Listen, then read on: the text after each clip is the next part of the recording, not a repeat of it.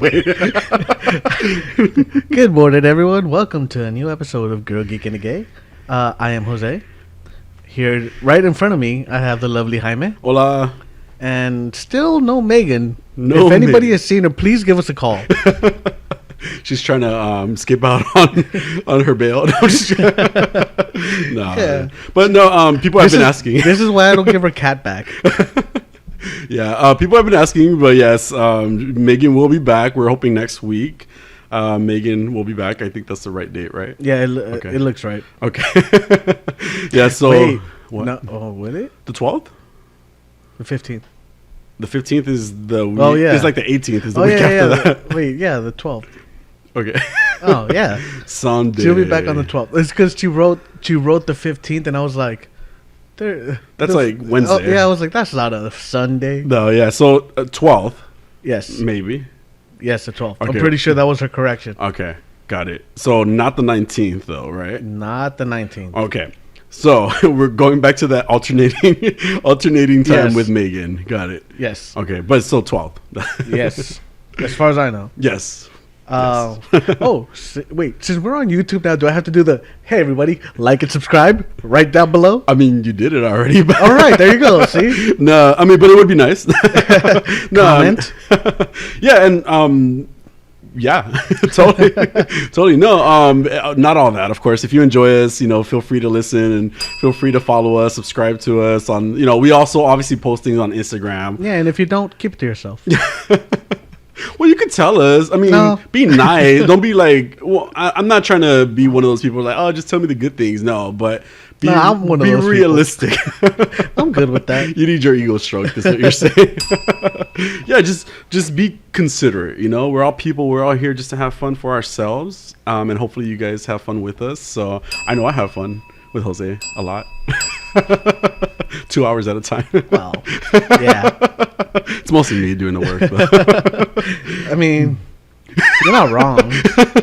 If I'm correct, though, Adolfo's been the one doing all the work right now. Yeah, that's true. So thank you so much to Adolfo. Once again. He does so much, and again, there's still a bunch of things we're trying to figure out. Like camera angles, lighting, scenery, so different things. Aside from the audio stuff, like we just had like some audio issues, and that I continue to hit this thing too. But Adolfo's always there. He's always really supportive. So thank you, Adolfo. Yes, thank you very much. Our background guy. Yeah. Should I just like point here and have a picture of him up here? or his Instagram, which he likes to talk about. there you So go. the art of Mr. Adolfo. Right there. He does a little art. I don't even know if we can do that yet, but we'll try. We'll ask Adolfo. Adolfo, insert yourself. But let us watch. No. How you doing, man? I'm doing good. I've had a good week. Well, it was a long week. On Wednesday, I got my booster shot. So How'd that go? it went. It definitely went. Side effects? Yes, for sure. Thursday night and Friday, I just was like, Thursday night I remember waking up like in a fever, and I was like super cold, and freaking out. So I was like, all right, I put on a shirt. I took some Tylenol, and thankfully was able to knock back out. But it was a rough night. Like for sure, it was a rough night. But it's okay. I feel the next day I was quite a bit sluggish. So quite a bit like just all day. I had a half day at work. Well, I took a half day at work. So Yeah, difference. yeah, I asked for a half day at work, and thankfully I was able to take half the day out. But I did all my stuff and then just relaxed and just try to just not worry about anything because it makes you feel like crap, honestly. But I'm okay now. Was it the same side effects you got when you got your second one? Almost exactly, yeah. And thankfully the fever is kind of overnight. And what I didn't do this time that I did the second time, that when I got the second dose, was that I didn't take Tylenol right before I went to sleep. Instead, I just tried to go to sleep. Mm-hmm. And that was a bad decision because my arm was in pain for sure as well. Yeah. And then I just had the kind of the sweats and the chills at the same time. So that was probably the worst part. And then I woke up and I was just kind of like, oh shit, like I didn't feel good. But yesterday morning, woke up fully energetic, like ready to do work. And I worked. So right. I worked. But yeah, how are you? How are you doing? I'm doing pretty good. Didn't get much sleep. No, No. nothing new. So I got off work today at around 8 a.m. Yeesh. and it's been slow at work. Mhm. Right? And today we actually had plenty of work to do, so Oh. I just stayed a little longer. Yeah. Even then, it was like 12 hours. But just okay. So I decided to just drive home because I'm like, hey, you know what? It's a Sunday, right? There's no traffic. Jaime, how was like the 405 was a parking lot at 8 o'clock in the morning on a Sunday 8 o'clock in the morning. Where are people even going? to bug me? Apparently, Because you're coming south, right? Yes. That doesn't even make any sense. Like, you would think north going to LA, it'd be a little Nope. bit busier. people were just trying to bug me. Fuck. I hate And it that. worked. Yeah, I hate that. Also, funny story. Yeah. So I will preface this by saying I'm not dumb. Okay. Okay. You're not a dumb person, no. Usually I'm not a dumb person, but I almost killed myself the other day. Oh, great. Again. Well, I was using my razor, right, just to kind of line up the beard and everything. Like, Yeah, I'm not a fan of the neck beard. okay.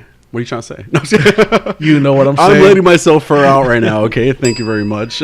So it was low on battery, so I plugged it in, and then after I plugged it in, I was like, oh, I need to wash it out a little bit, You decided and I just ran it under water, and it was like 2 seconds before I was like, what the fuck am I Oh, doing? my goodness. Yeah. Well, you didn't die. That's the good No, thing. thankfully, I figured it out fast enough. Are you supposed to run those type like a While they're clipper? plugged in now? No, I'm just saying in general though. Like, are you supposed to pour water on it? I mean, they're water resistant, so Are I'm they? assuming so. Yeah, Oh. that's how you clean out. That's how you clean Well, out. all the clippers that I buy, I don't. They're. I'm pretty sure it doesn't say water resistant on it or anything Oh. like that. Like because I have one. Because I buzz my hair sometimes, which actually I might do that this week. So if you guys see me next week, might be buzzed. Not like drunk buzz, but like my hair buzz, or both. Why not? Who knows? Megan will be here, so party, right? But no. So yeah, I don't think it says anything about water resistance on mine. So Well, they still work, so. okay, okay. And it didn't kill me. Yes, good, good, good. Yeah, but I mean, other than that, just work. Yeah. They've been sending me down to the pier a lot, and the pier is not a good place to be for truck drivers right now. The pier, Like or it's by the port. the dock. Okay, like on the way. Yeah, Oh, okay, got it's it. by the port, Oh, and yeah, that place is hell. I'm sure. I was there for, I think on Monday. Yeah. I was there for like 6 hours just trying to get in. Yeah, yeah. Oh, Yeah, and then I Oh. finally got in, and Ding. they gave me my container, uh huh. and I couldn't find it in the spot that they told me it was at. Okay. And I went around like 4 times because it wasn't even in the main yard. So I finally got in, and they sent me back outside to go to like a remote yard that they have. And I went around that yard like 4 times before I was like, this thing isn't here. I went and I asked somebody, and they're like, well, we'll get someone out here to look for it. They had 3 different people go look for that damn container. Nobody could find it, and I'm just like, wait, why Yeah. am I still here? Yeah. I left. Wait, so do you get paid while you're there? Technically? Usually, I get paid by what I do, Oh. not by the hour. Oh, okay. But my boss said he's gonna pay me for that. I Because mean- I ended up leaving. I didn't even take anything. I was Oh, so wow. mad. I was Wow. just like, nope. Wow. I'm the, Well, I mean, considering it was 6 hours of your Just to life, get in. No, that's just to get in. Well, see, and that's what I'm saying. Like, that's why I was asking, because, like, for example, my job, I get paid for driving, right? Like when I go to places, Yeah. So I could be clocked in and driving to a location, right? I mean, that's ideal to me, yeah. Because if I get stuck in traffic, it's not my fault. You Oh, know? yeah. Like, so that's why I was asking. and if you get stuck at the drive-through, I don't do that though. I'm not that type of person. Sure. You don't. I'm not even gonna. No, I'm not that type of person, Jose. I have a good Smart. work ethic. don't admit it. I don't know what you're talking about. Like I said, I don't do stuff like that. Whoa. There you go. Who are you, Jaime, today? No, but no, that's crazy. Yeah, I mean, I'm sure. Like, it's crazy. It's been crazy for months, you know, Yeah. and it looks like now that the whip is being cracked a little bit is now that things are kind of building up and getting busier again, like they should be, you know. But good luck. Sounds like a lot of fun. Yeah, it's been a blast. Yeah. But I had a good day today. Yeah.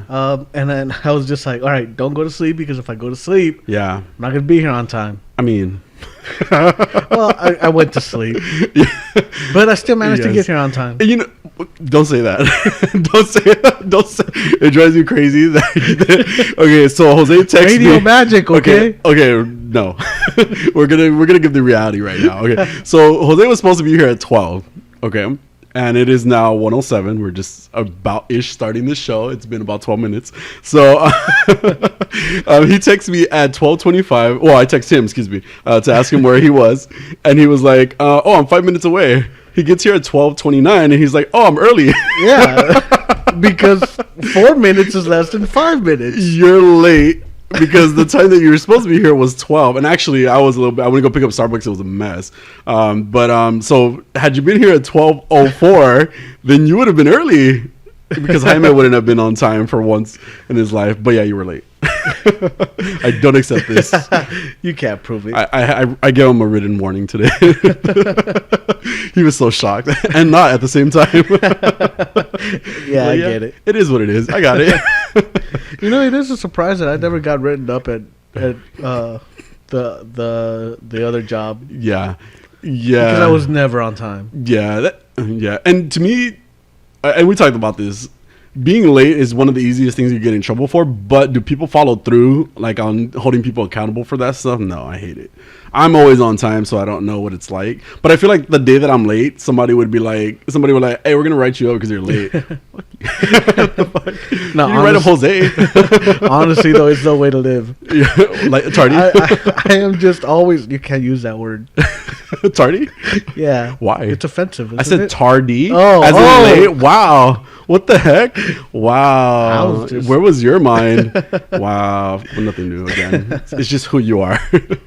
I mean, ignorant. No, I'm just kidding. I live in ignorance.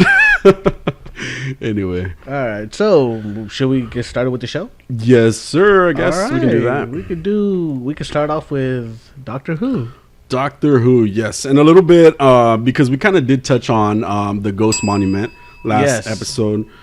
So we can finish that one off. All right.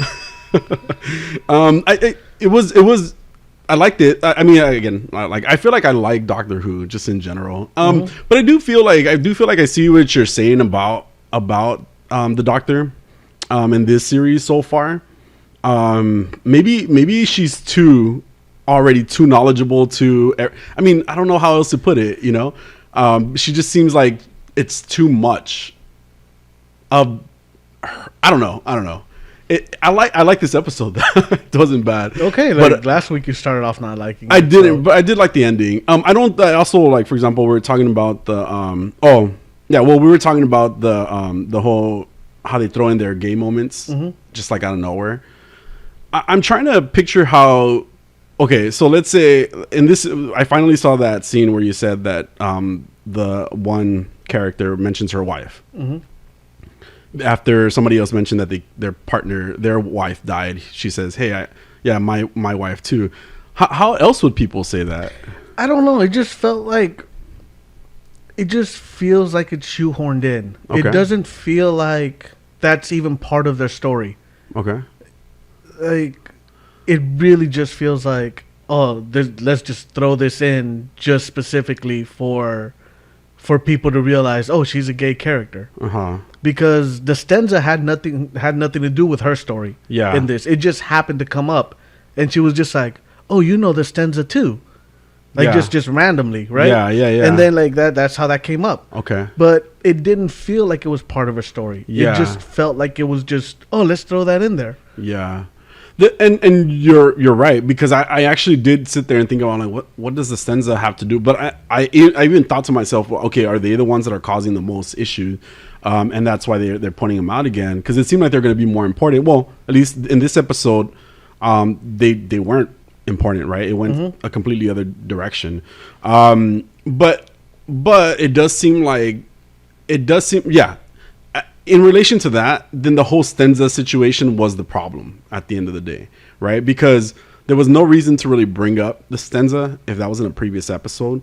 I guess it just happened, but it was like, because then that's when the dude said, "Hey, yeah, my wife just got killed," and that was Graham, right? Yes. And then that's when she said it too.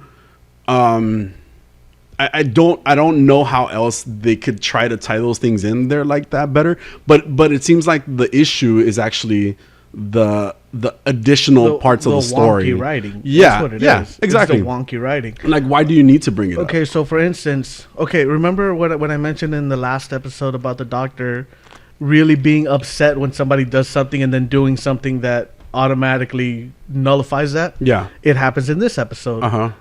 You trying to think? I'm trying to remember what it was, yeah. But tell me. When Ryan picks up the gun and runs out and shoots down all the robots. Yeah. And then she just blows up on him. Yeah. Like, you had no right to do that. Guns never solve anything. Yeah, she said guns are for idiots or something like that. And then goes on to build an electromagnetic bomb. Yeah. To blow everyone up. Yeah.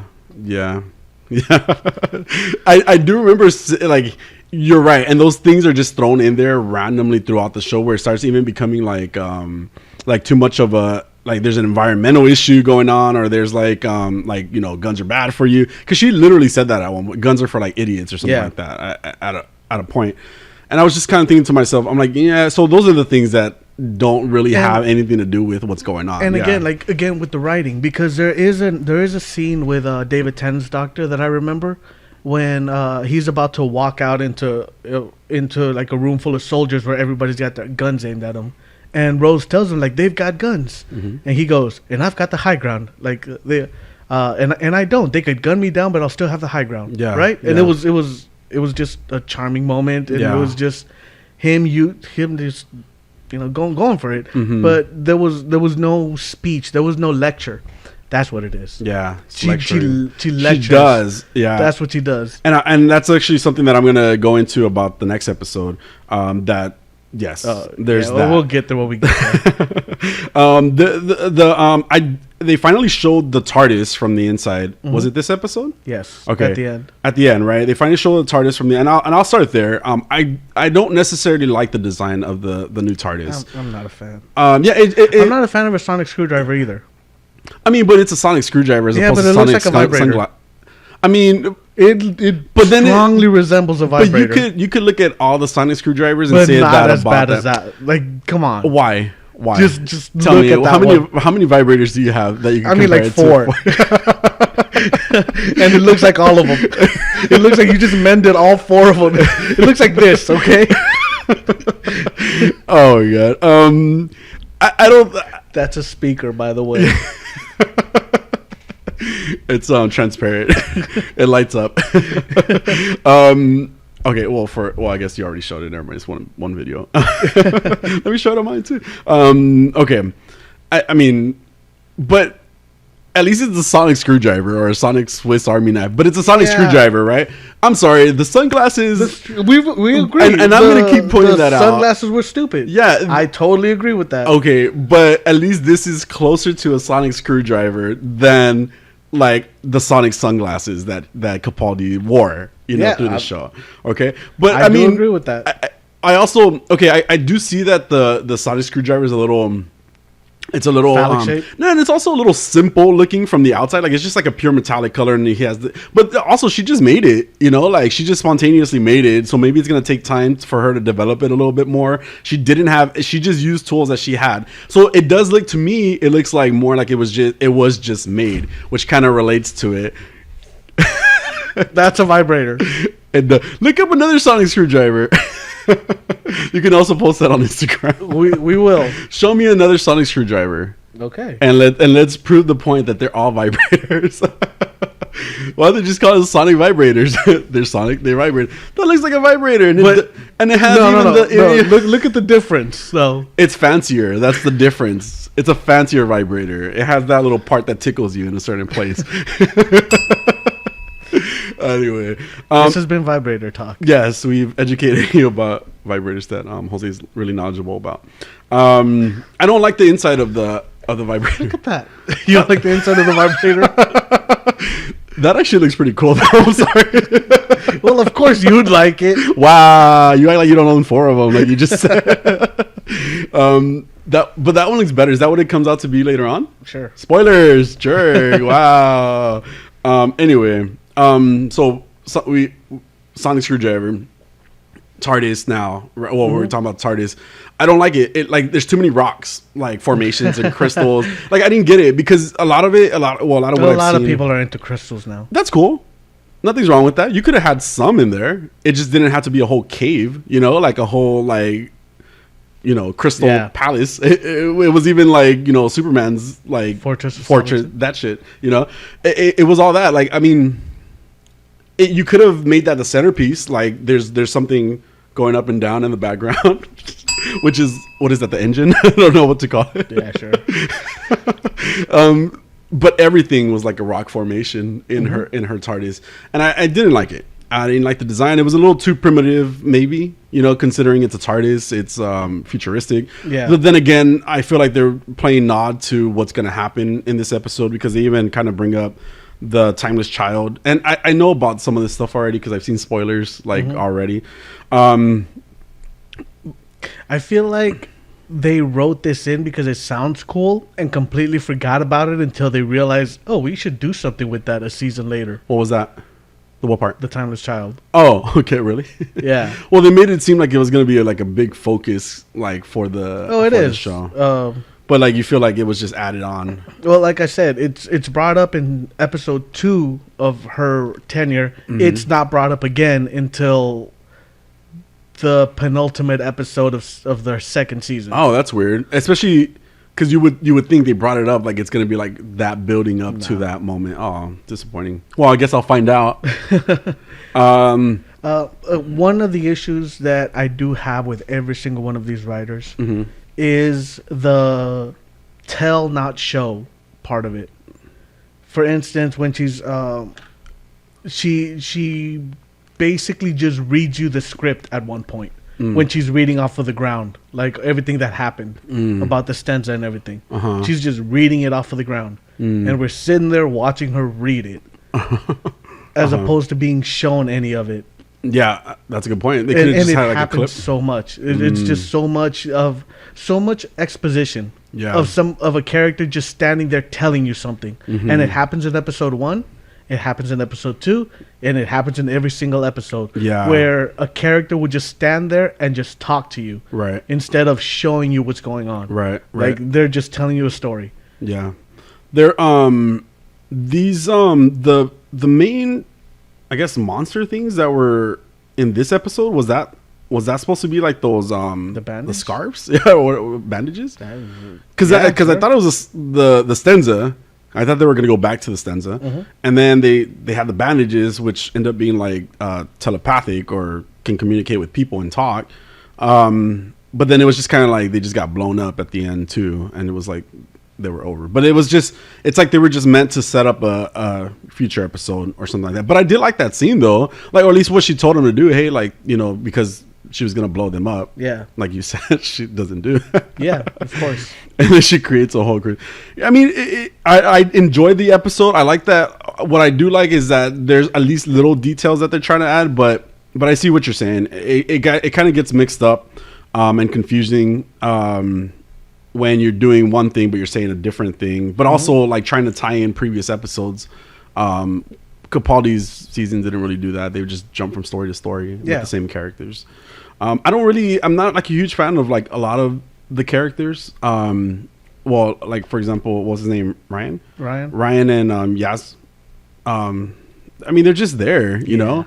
Graham is the only character I liked. Yeah, and he's not bad. Yeah, and honestly, with the writing that he had, like the dialogue that he had, he's the only one that really delivers it and makes you feel like he's a real person. Yeah, I do feel like we lost them a little bit, and we could just jump into the Rosa episode at this point. Then, one more thing about the Ghost Monument. Yeah. So they had that whole, it's a race thing, and everybody finishes at the same time because teamwork, and it's just it doesn't come up anymore. Yeah. The character who was like running the race. Yeah. He was even built up in the like trailers and stuff, and I see what you're saying. So this is the end of that. There's nothing referencing back because you know how like at the end they do try to be like, okay, so take us because we won together, but you also have to take them. He's like, nah, and he just snaps them out of there, and that's it. But then they don't ever run into him again. Oh no. Oh, I mean, maybe in the next season. the season you're watching? Yeah, this. Are you still watching it? Yeah. Yeah, we'll get there. Yeah, because this is okay. Yeah, I'm out. So, all right. So, Jumping into Rosa now. yeah, jumping into Rosa. That's my sister's name. That makes it even worse. Yeah. Stop. Anyway, this is where I can agree with you a lot about the lecturing for sure. But I thought it was a good like historical episode. I actually liked this episode more than I liked the previous two Of this season. is of what you're this saying. season. Okay. Yeah. Yeah. I remember it's the first episode that I was like, all right, I didn't hate that. Yeah. It wasn't good. Don't get me wrong. Yeah. Yeah. I mean, but it wasn't bad. Yeah. I mean, it was very historical, you know, like for sure. Like it was, you know, telling the story of Rosa Parks. Yeah, although the actors they got, although she is very good in other things I've seen her, and she could not hold that Southern accent. Yeah. And she kept reverting back to British. I was going to say, I don't even think I heard a Southern accent like through it, but I mean, I'm sure they tried. Yeah. I mean, yeah. Yeah. So, okay.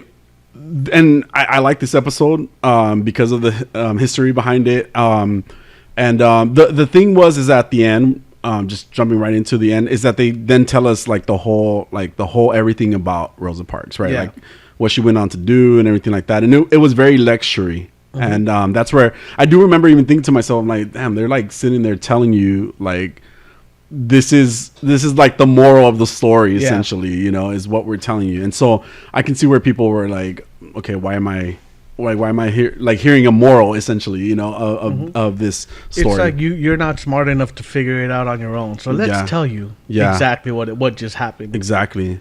And it was very like, and it was very like the way she presented it was very like, hey, like, this is a great historical figure, which is, again, it's amazing, right, to point that out and to talk about it. It feels like she's reading a script. It does, yeah, and it feels like, yeah, like you're sitting, like listening to somebody just, you know, like you said, read your script or tell you a history lesson. I'm not a history guy in general, you know, but I did enjoy this episode. I enjoyed I enjoyed the character of Rosa Parks. I enjoyed like the challenges that they had. I feel like that greaser guy, I don't really know. I don't really get him. He was a racist greaser from the future. Yeah, like that was the villain, and that's what he was. That was it. He was a racist greaser from the future. Yeah, and that's kind of what I had. I'm like, so that he's the bad guy, you know, like he was just trying to change the past because he was racist. Yeah, that's it. That was like they literally made racism into a villain. Yeah. And there are some things that I can say though. Like for example, there was a part where Yasmin and Ryan were having a conversation about how, you know, they're feeling in that time and stuff like that, right? Mm-hmm. And I kind of started thinking to myself, I think that if I was in a time like that, like if I was put into a time situation where like I traveled back in time and was put into that same similar situation, I feel like I would have a conversation about, you know, obviously the struggles that those people are dealing with in that time, and, you know, kind of the struggles that people still see in current times, you know. And I don't feel like it was completely wrong or completely inappropriate for them to have that conversation because she's being called Mexican when she's Pakistani. Yes. And then obviously, you know, he's African American, he's black, and he's being treated like complete shit in the episode. So hearing them at least have a conversation about how they felt about it, to me it was fine. Like there was no issue. Yeah, it fit. Because I feel like I would have a conversation with that. And then all of them kind of, my concern was like letting Ryan and Yasmin just kind of go and do things on their own, you know, a lot of time, right? Because realistically you should expect, and there was some of this, right? There was a point where Ryan gets like slapped by some guy and he's about to like fuck him up back, you know, and as he should. But then they do this thing where they're like towards the end of the episode where they have to kind of split up and go different directions. It just seemed like a really bad idea for something that you're trying, you know, for what you know is already going on, which they pointed out. You know, they like, obviously we're in a racist time.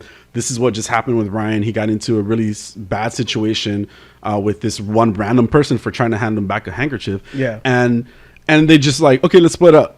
let's go. You go this way. You go out. We'll go this way, and then like we'll come back here on this bus. Yeah, to the situation. And to me, I really didn't like the doctor in this episode. Okay. Like I didn't like her. She was so one thing about. I mean, maybe we should bring this up later in the future. So, I mean, it happens here, but you just see it more and more, which is she knows nothing until the plot requires her to know things. Mm-hmm. It's just like out of nowhere, all of a sudden, she just has the answer. Well, explain like in this episode, what do you recall about that? And I'm curious, just because I'm curious. I'm like, did I finish watching this episode? I'm pretty sure I did. I can't think of one right now. But because I'm thinking that like a lot of the doctors do that. Yeah, I think I said this about Capaldi or about Nardole being that kind of something along those lines. Yeah, I think with her it just feels more written, and that's the biggest issue I've had with this show, with this season, with this series. Yeah, like it's the writing is terrible. Mm-hmm. And there was a part that I really liked and I thought it was adorable, which was with Ryan when he's talking with Martin Luther King, and Rosa Parks calls out to him and he goes like, "Excuse me, Dr. Martin Luther King." Yeah. "Yes, Rosa Parks." Whoa. And I just thought that was adorable because he's really fanning out. Of course, and I get it. Right. These are people that really paved the way for him. Yeah. And I thought that was great, and that was just such that line was delivered by the actor so great. Yeah. And it was fun. Yeah. But I just didn't like the doctor in this episode because of how accepting she is of the times, I guess. So like she never stands up for Ryan really. Yeah. She kind of like just don't hurt him, like just gets in front of him, but there's never any she lacks gravitas. Like she lacks presence. And if you look at her body language, it always looks like she's ready to run. Like she is rocking back and forth the whole time she's talking to you. Okay. like it looks like she's getting ready to take off running. And like she lacks confidence. She lacks presence. She lacks gravitas. Like she's not the doctor. And the thing would be, if she's written that way, would make a difference. But she's not. It's just who she is. Just actress the way she's portraying the character. And I can't. Yeah, they give her a lot of confident words, but not necessarily she doesn't necessarily have that presence, like you're saying. Yeah. I get what you're saying. Well, because and the reason I point out the confident words is because a lot of what she says is very like, that's what it is, type of thing. And like you said, she comes up with answers, just on her own. But what you're saying is that she doesn't show that by the way she's acting. Yeah, I get it. And like most doctors, you see where like they figure it out. They don't just know all of a sudden. And I think that's the difference in writing. With Capaldi, you would see like, he something triggered something that he's like, oh, I get it. As opposed to her, where all of a sudden she just bust out with the answer, and it's like, hold on, where'd that come from? Yeah. Like, what made you think that? Got it. Yeah. And just like I said, Whitaker doesn't have the screen presence. She doesn't have the line delivery. The villain was just, it was dumb. I mean, it was just like some generic, guy and the racist from the future. The music at the end, I don't know why, like that song just felt so. What song out was of it? place. I feel like I even noted it, but I don't recall what it is. I don't know what it's called. It is it was a popular song. Okay, but I don't remember what it was. I'll find out. I just don't remember what it was. Yeah, it's just it stuck out like a sore thumb when they're walking Rosa Parks out. I did like that they ended up having to stay on the bus. Yeah, like I thought that was good. Witness the moment. Yeah, yeah, but I thought that part was made good by Graham's acting. Like how guilty you saw him because he wanted to get off that. He bus. didn't want to be part of he it. didn't. Yeah. He didn't want to be the one that made Rosa Parks like Yeah, have to stand up. I could see that. And you see the guilt in his face. Mm-hmm.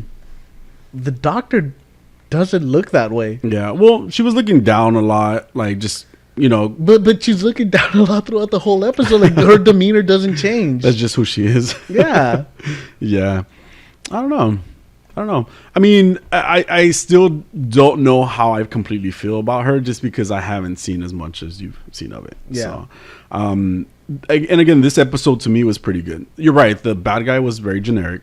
It was just like some random guy. It could have been something more. And it could have still been like that whole racism situation behind it, but it could have been something more. There should have been something to lead to like another point later on or something like that. And honestly, it didn't even have to. Yeah. Like just the villain just, I don't know. It really took me out of it. Right. No, I get you.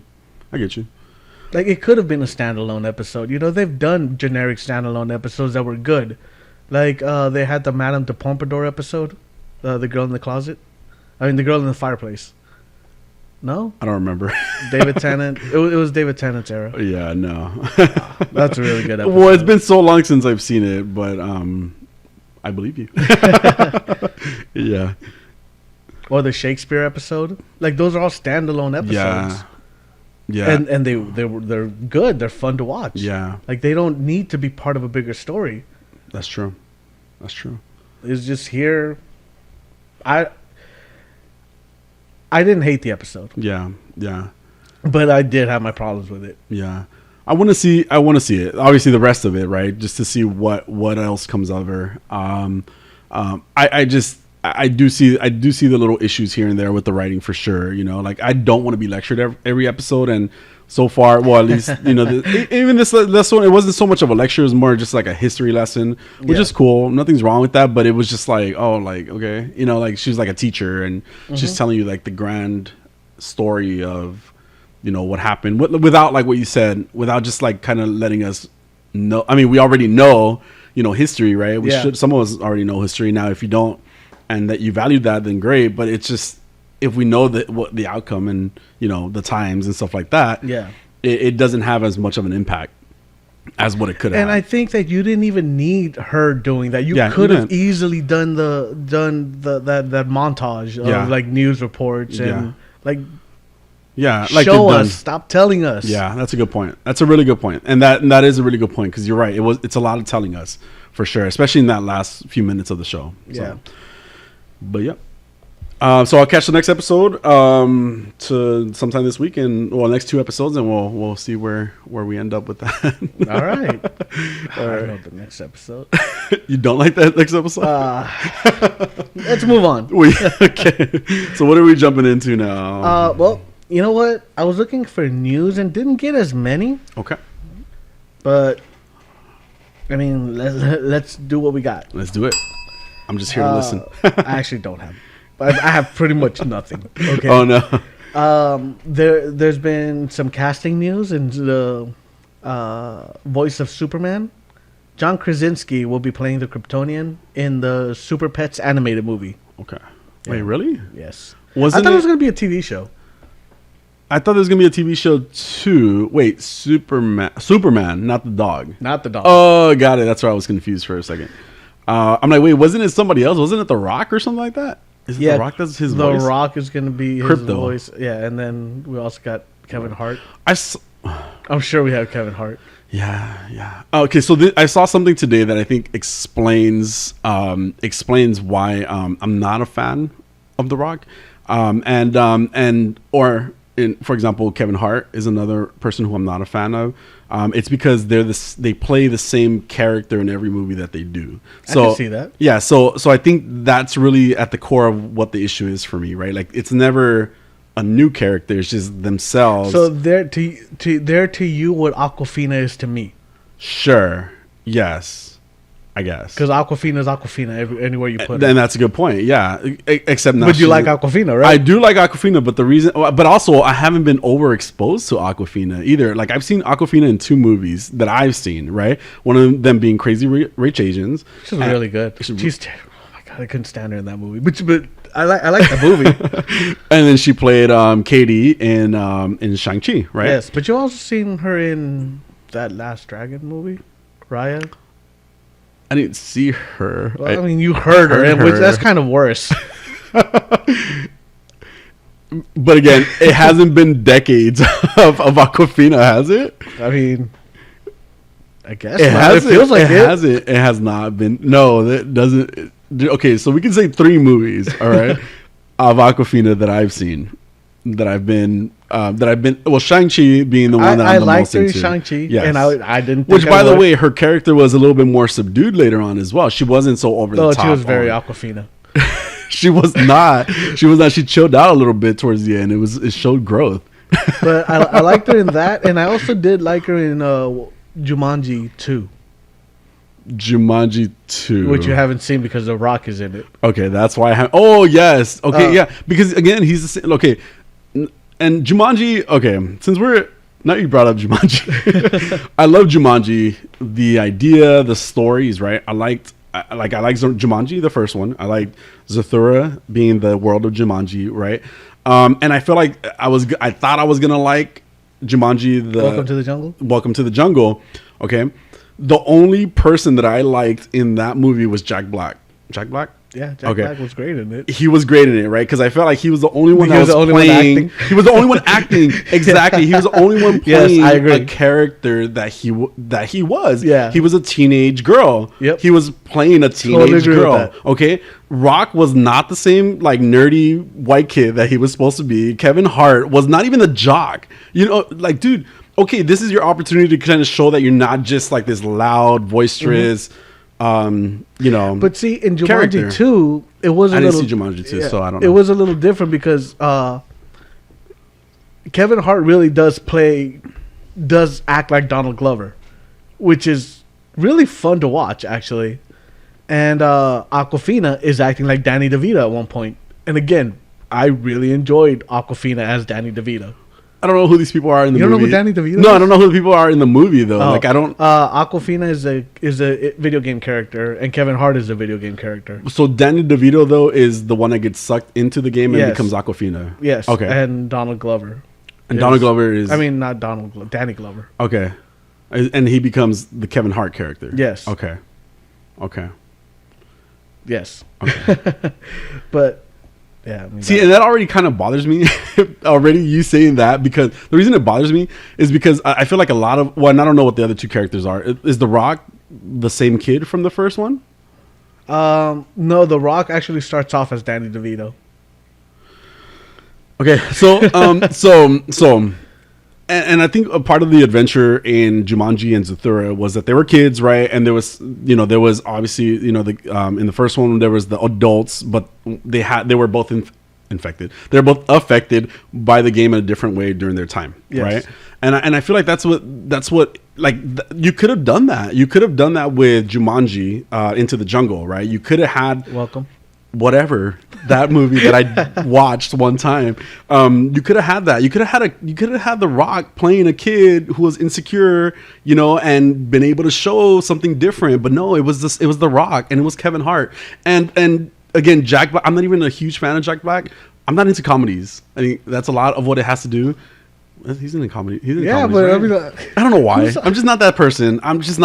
I can't sit here and watch comedies. But you just don't like funny? I don't know. I don't like to laugh. I like to be mad all the time. No, but it's just he was playing his character. He was playing his character. Yeah, no, you're right. You're right. I can see that. And I think that's what has explained. I finally figured out what exactly it is. I want to see characters. I don't want to see The Rock in a bunch of different movies. It's like multiverses of The Rock. I think somebody actually spliced together a lot of The Rock movies. And it's one big movie. It's like, yeah. The same movie. It's just... yeah. Because he always plays that same it's like person. The Rock in the Jungle. He The Rock in the skyscraper. Yeah. Jumping off a freaking skyscraper, like you said, or in the, like you said, the jungle, or what else has he been in? And those are the only things I remember. He was in Hobbs. Yeah, because Rampage, Skyscraper, San Andreas. It's all the same thing. Hobbs and Shaw. Same person. You're not wrong. Timelines, like different multiverses. That's all it is, you know. But that's my little rant about that. All right, so back to John Krasinski.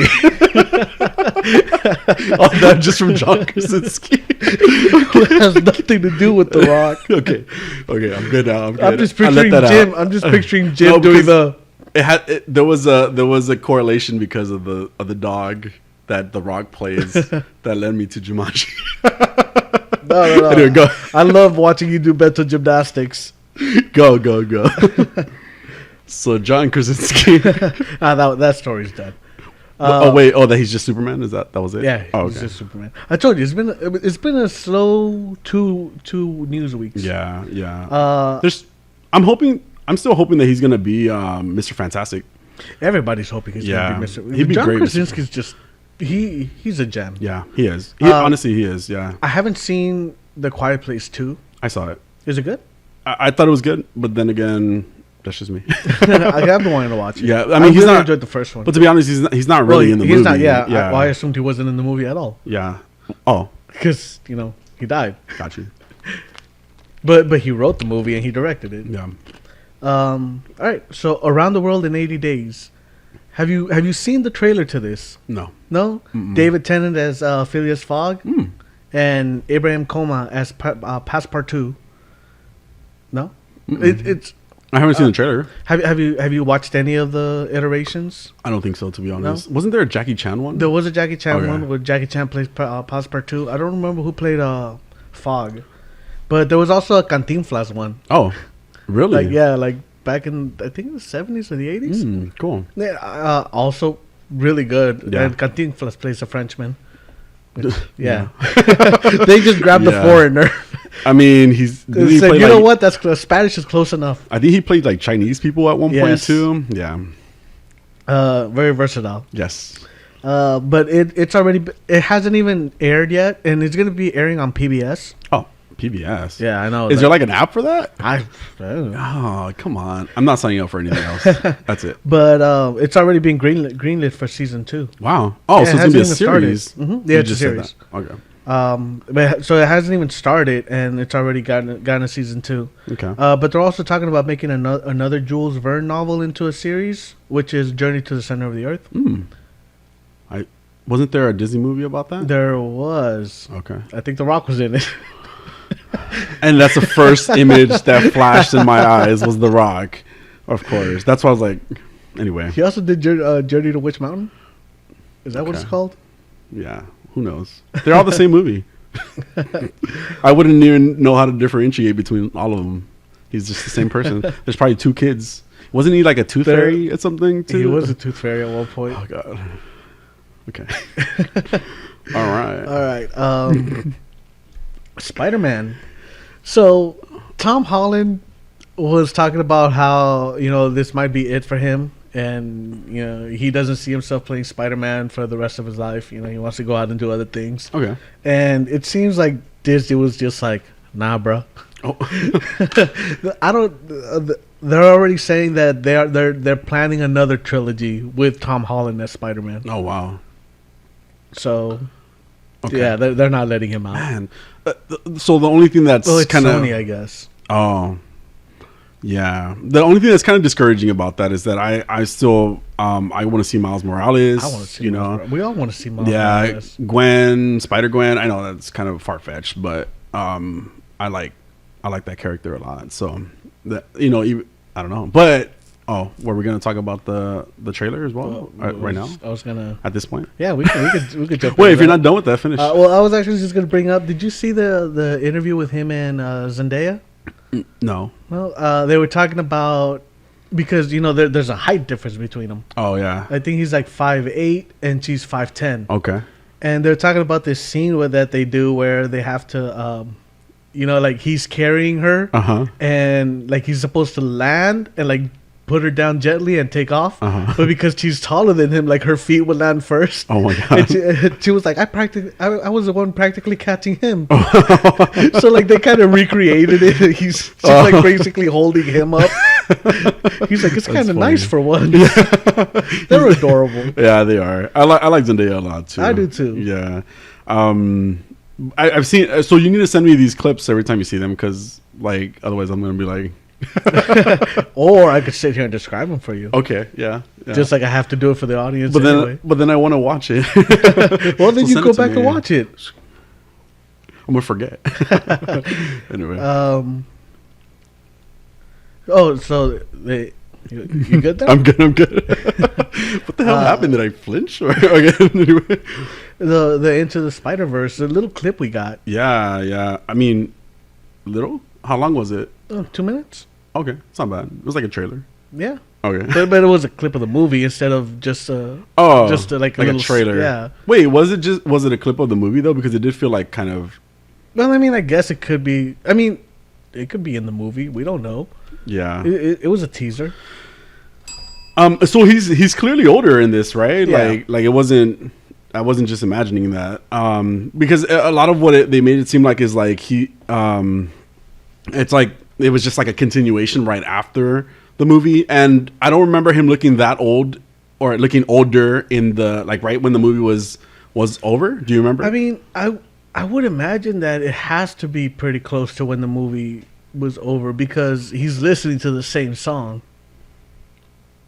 Got you. which was that Post Malone song. Yeah. But I mean, because at the end of this Into the Spider-Verse, the first one, right?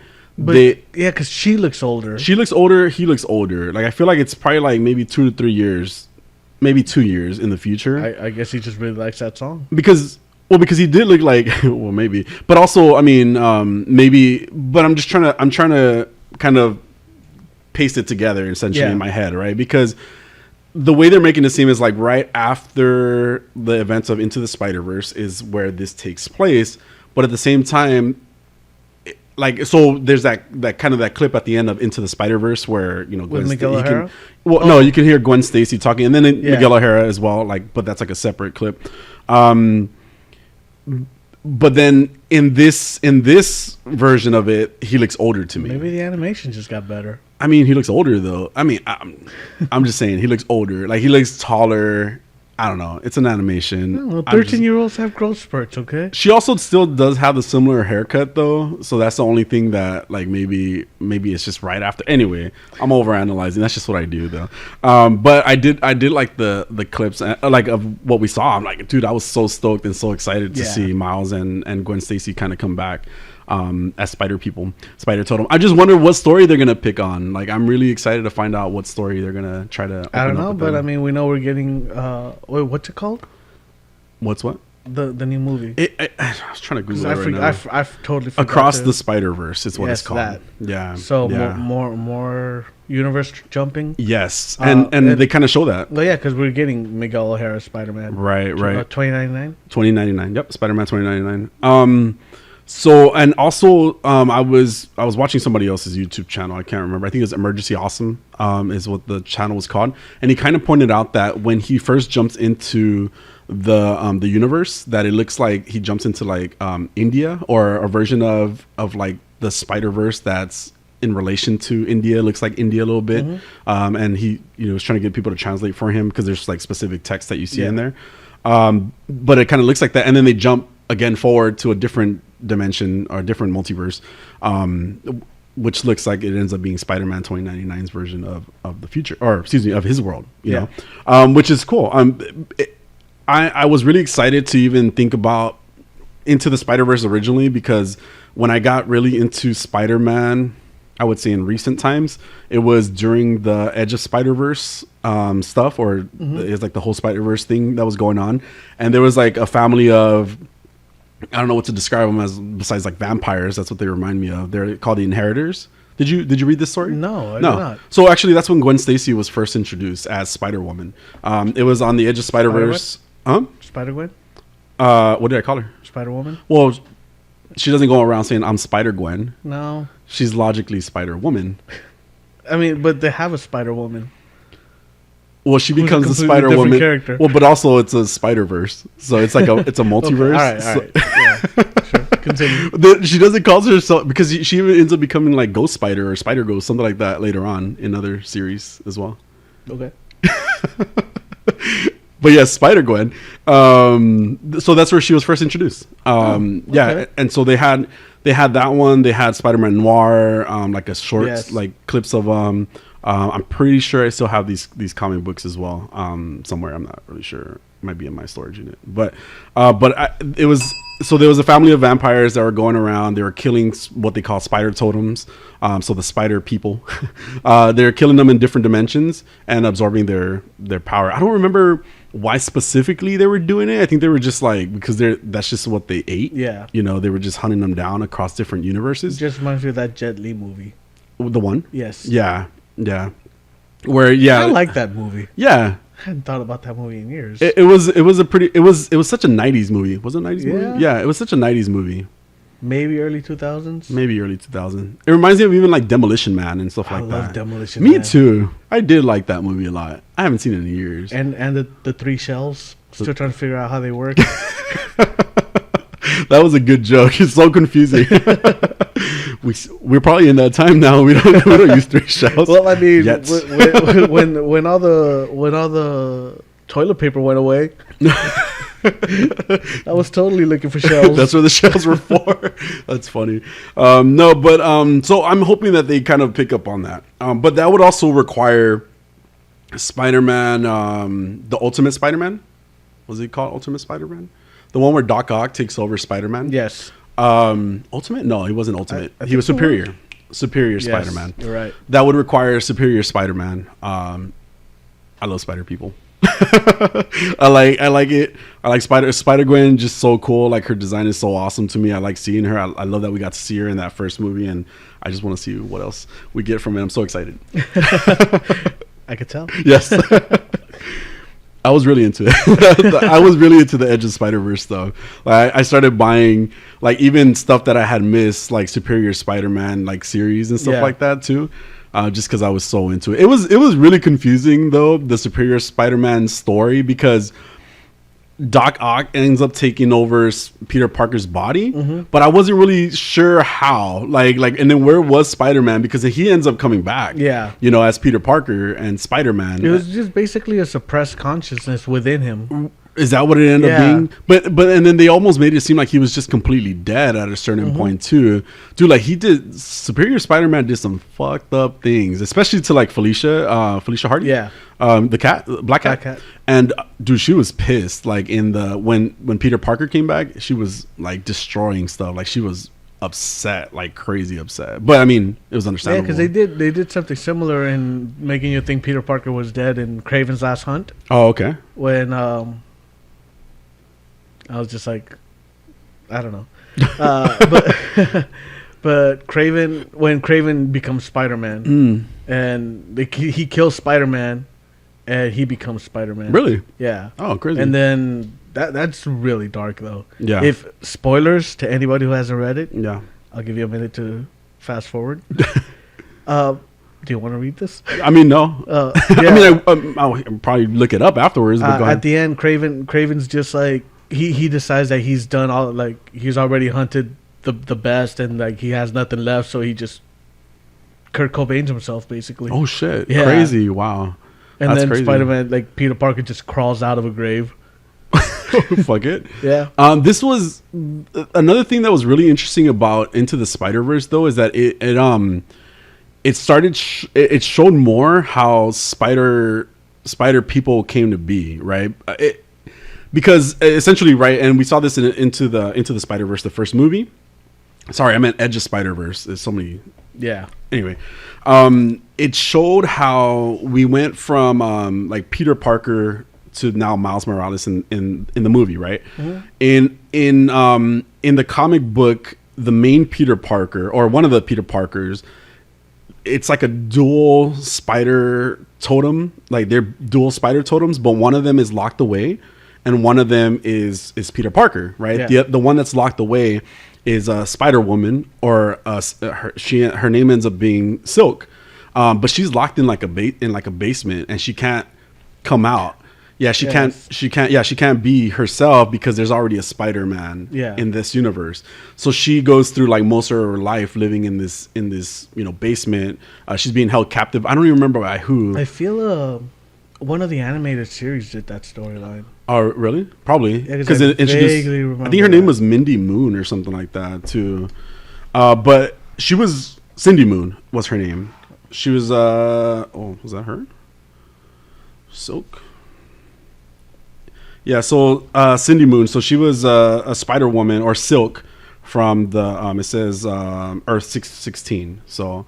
Oh, But- 616, which that is 616. our main continuity Yeah. storyline. So this is so in that one, that Spider-Man is about to die or something happens where she ends up escaping from it. And actually no, she engages with him like at certain points because they also like super attracted to each other because they're both spider people.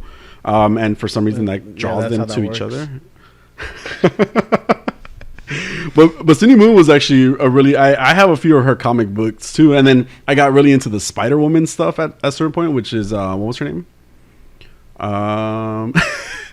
There's a lot that went on in the series, and it just took you on so many different tangents. And I mean, that's what they do, right? You Yeah. have to buy crossovers all the time. Yeah. But I got really into it. I thought that design for Silk was really awesome too. That Like, it was a really actually cool does look character. really cool. Yeah. But that's all my Spider-Man stuff. All right, well, I mean, moving on. Moving on. So Netflix, okay, there apparently is going to be a Resident Evil TV series. TV shit. I was going to say show and series at the same time. It was sheet. Yes. I That- mean, that was if the cute. if the movie is anything to go off of, then yeah. Okay, I'm happy to know that. And it's so weird. I feel like I had a dream about like Resident Evil or something like that. But go ahead.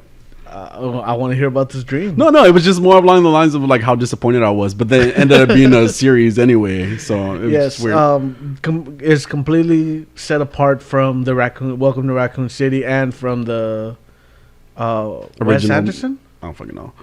The original series? Yeah, whatever movie, the Alice movies, the Mila Jovovich movies. Uh-huh. Like it's completely separate from that. They released a little teaser, which just was nothing. Basically, it's a dog walking towards the camera. Okay. Yeah, that was it. Well, at least it's going to be a series. Yeah, and it's supposed to follow Wesker and his betrayal of the Stars team. Oh. So I think they heard the last podcast and they're gonna flesh out that backstory. Unlike Show you the movie. sunglasses. Yeah, they're gonna show us the origin of the sunglasses. Apparently, he was just really hungover. There was a few directors for the Resident Evil series. I think we were talking about Chucky, Child's Play. No, But there's a few directors. It was Paul Anderson, Paul Anderson. Alexander Witt, Russell McCullough. I don't know, and Sound it out. Johannes Roberts. I don't know how else to say that. It'll probably be Johannes. Johannes. That's That's what I said. Yeah, British film director. So it was a few directors for the first series. Yeah, Yeah. Paul Anderson is the one I'm thinking. Okay, he was He's, 1, 4, and 6. Yeah, he's So Mila random. Jovovich's husband. Oh, cool. I like Mila Jovovich, but not in. I like her too. Not in this stuff. Yeah, no. I mean, like maybe the first one was like okay, you Yeah. know, but it just got stupid. Like it got crazy, too crazy. Yeah. the clone. Once you start adding clones into things, Yeah. I feel like you're Once you running got- out of stories. Once she got superpowers, I feel like it got too much because and I think that was like the second one, Well, right? I don't Or know. maybe right at the end of the first one. Anyway, and then I didn't like that they were going around just killing all like the main characters from Yeah. like the Resident Evil series. You know, like she would run into like Jill and she died or something, or she stayed alive, but then we never saw her again after that movie. You know, but I mean, I hope that the series is better than the movie. That I hope so. dude, it ended up I with mean, like Netflix usually does good work. yeah. Netflix is releasing a movie in theaters too. What is it? I don't know. I feel Is like it it was, Resident Evil? no. I feel like it was a rock movie. The Rock and Gal Gadot. Yeah, and Ryan And- Reynolds. Gal Gadot. Gadot. No, Gadot. Gadot. Okay. I listened after you corrected me last time. I went back and listened to her say it. Say her own name. It's Gal Gadot. Did I correct you and say Gal Gadot? No, you corrected me. Say Gal Gadot. Oh, okay. So now you're trying to correct me. Yes, goddamn right I am. Well, Correct me wrongly. but you fell for it, right? But you did it. I right? believed. But you googled it, right? You were so confident about your wrongness. Is it really Godot though? Yes. Oh, okay. I'm gonna Google this and then prove you wrong again. We can go back and forth. But yeah, the Ryan Reynolds movie with them. Yeah. Oh no, I was just saying. I think that one was a Netflix original, and it was put in theaters. But I don't know. I could be wrong. I was trying to find out, but Yeah, they'll usually put movies in theaters when they want to be nominated for certain awards because they have to have a theatrical run. what kind of award would like they win I for? don't know. Okay. Special effects, best actor. Maybe it's a Win The Rock. different movie that I'm thinking. It might not be. It might not be that because I'm already like all those. Everything you listed doesn't make sense for that. Yeah. All right, we could jump into Hawkeye actually. Yeah. Let's do that. All right. So I'll let you go first this time. I really like this episode. I was, but then again, okay. Well, I can start off by talking about Maya getting introduced, I guess officially, in this episode. I felt like her story, like from the beginning, was very, very emotional, very, like I love the. I just love the, her like her baby version. I don't know how else to, call her, but them telling Her this, younger self? her younger self, her chibi style. Okay, the story of her growing up, and how it really connected me to the character. Honestly, she reminded me of my niece a little bit, and I thought it was a really cute introduction to her. I mean, in regards to her being a child and stuff like that, and her talking about connecting with her dad and trying to relate to her school because Maya's deaf, right, and she's also has one leg, right? Yes. Do they explain why? Did they explain why? Do we know why? No. Well, just that whole first scene of her being, a child, and being introduced to us, and kind of that connection that they built with her and her dad, and then built with us, pretty instantly. I was super attached to that character right away, and I think it's because again she reminded me of my niece a lot. My niece, I love my niece, and so just kind of seeing that, I like my niece as a friend, kind of. Oh, well. It's that attachment that I have to my niece, and I think that's what she just seen almost an image of her on TV is really kind of drew me into Maya for sure. Okay. But overall, I mean, if we're going overall in their episode, I thought it was a good episode compared to how I felt about the first two. What did you think about Maya's story? I liked it. I liked the introduction, and it looks like we might have gotten a little glimpse at Wilson Fisk. Yes, right, exactly. And that's exciting. Yeah. And it was subtle, but it also wasn't so subtle. It was pretty in your face. Yeah. If you missed it, it was because we're just ignoring it. Yeah. But yeah, we kind of did get a little glimpse of the Kingpin potentially. God, I hope so. It seems that way for sure. I need some more Vincent D'Onofrio in my life. Yeah. Inside of you is what you mean. Everywhere. Yeah. So the scene that we're describing is when after the martial arts that Maya was doing. Yeah, because we do get a little glimpse at her abilities. Yeah, already. how she learned, right? Yeah. When because I think we talked about this. How she's very Taskmaster like. Yeah. And not like the Taskmaster in the Marvel universe where information gets uploaded into them. Yeah, it's not a disc, right? Yeah, she just learns by seeing. Yeah, and she can mimic. Oh, that's right. So I was trying to figure it, but you're describing it to me now, and I'm that's why she was able to write down what the teacher was saying and everything like that. Yes, got it. Processed it now. Okay. Yeah. So she does her little. As a child, she does her little tournament thing that she was doing, or her martial arts thing that she was doing, and her dad is sitting in front of her, telling her, great job, blah blah. And then right after that, another guy is standing behind him, but then he just goes and he pinches her cheeks, oh, you're so cute. You don't hear anything, but it's obviously he's. No, you hear that laugh. Him. You hear a laugh, and then she knows him really well. Yeah. So uncle, right? Did she call him uncle? Well, she doesn't call him uncle there, but they refer to to that character as Uncle. Oh, okay. I missed that. I didn't know that. Yeah, with her and I don't remember the name of the Kit Harington looking kid. Yeah, that's. Oh, I couldn't get that image out of my head. I swear it was. I'm like, why is that? He looks like a mixture of Kit Harington and Kuno Becker. I don't know who Kuno Becker is. The only thing I could think of about him is because he used to be in a lot of like Mexican telenovelas. Oh, but he did the movie Goal. No, yeah, a long time ago. how do you spell his name? Kuno. Kuno. Becker. Thank you. Yes.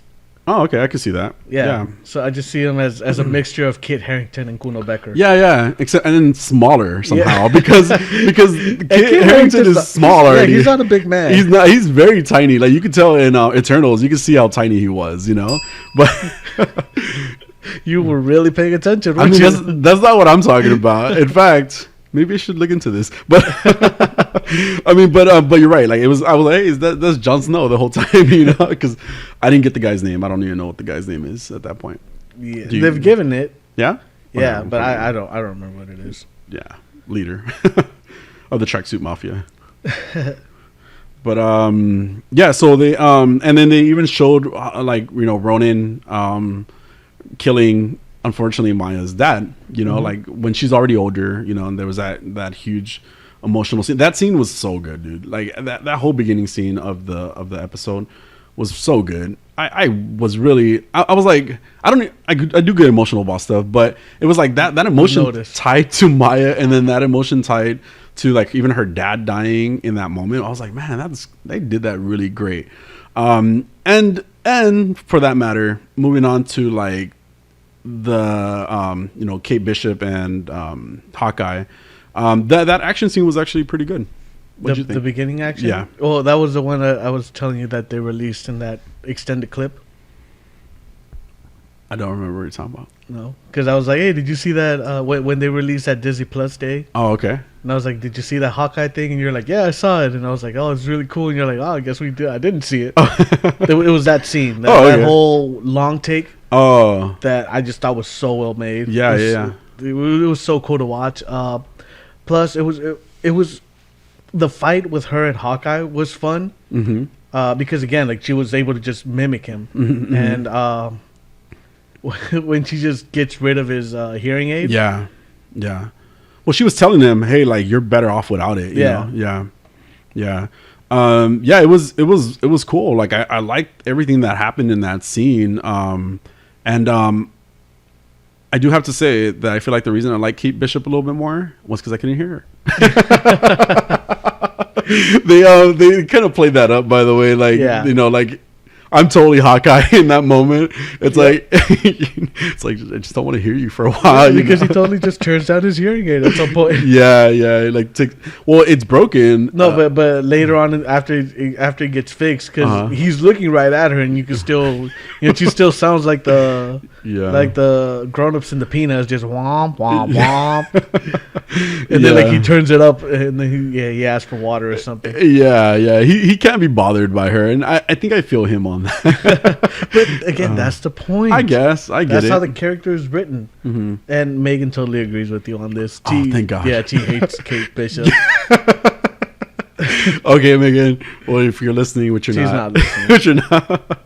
But maybe I'll text her after this. Now, I really do. I can't stand her. And it's funny because Adolfo pointed out that it's the same voice. I think it was Adolfo that pointed out that it's the same voice that plays Gwen Stacy. In Into the Spider-Verse. Is it? It's the same. It's the same actress. Yeah. I did not know that. Neither did I. And that was you, right? Yeah, but I wasn't in a conversation with her. Anyway, what was it then? Maybe it was a coworker? I don't remember. Somebody pointed out the fact that it's the same actress, and I was like, "Oh, that's crazy." Because I do. Oh no, we were watching something. We were watching a YouTube thing, and that person pointed it out that it's the same actress, Haley. What's her name? Steinfeld. And it's the same actress. And I was like, oh, okay. Like, damn, it's her. And then Adolfo was like, see, and you fucking hate her. And I'm like, I hate her a little bit less now because of Gwen Stacy. Wow. Bias. Gwen Stacy's not fucking annoying. So. Because Gwen Stacy's character isn't written to be annoying. Okay, but she's fucking annoying. So I mean, she's just a brat. I can't stand it. I But can't that's stand the it. point. And then like, go ahead. And I think that's one thing that they did do was kind of mirror her upbringing along with Echo's upbringing, where it's just like, oh, they're both gifted, but one has all of these advantages, and the other one has all of the opposite advantages to it as well. That's a good analysis of that. Yeah, because like Kate Bishop just like she grew up rich basically. Yeah, And she I get has it. like her mom that just buys her everything, and you know she destroyed a clock tower, and her mom was like, "I'll pay for it." Like, and you know, meanwhile, Echo doesn't have a leg. Yeah. Is deaf. She couldn't go to She's the school. poor. Yeah. With other deaf kids, which she wanted to go to, and so maybe that's why I connect to the Maya character a little bit more. You know, because obviously, you know, like I don't come from like a rich family or anything like that. But shut up, anyway, Man, I'm So- barking up the wrong tree here. Trying to get me a sugar daddy. I'm trying to get you to pay for shit. What the fuck? Anyway, I thought you buying coffee today was the first step. have you noticed how you bought coffee most of the time?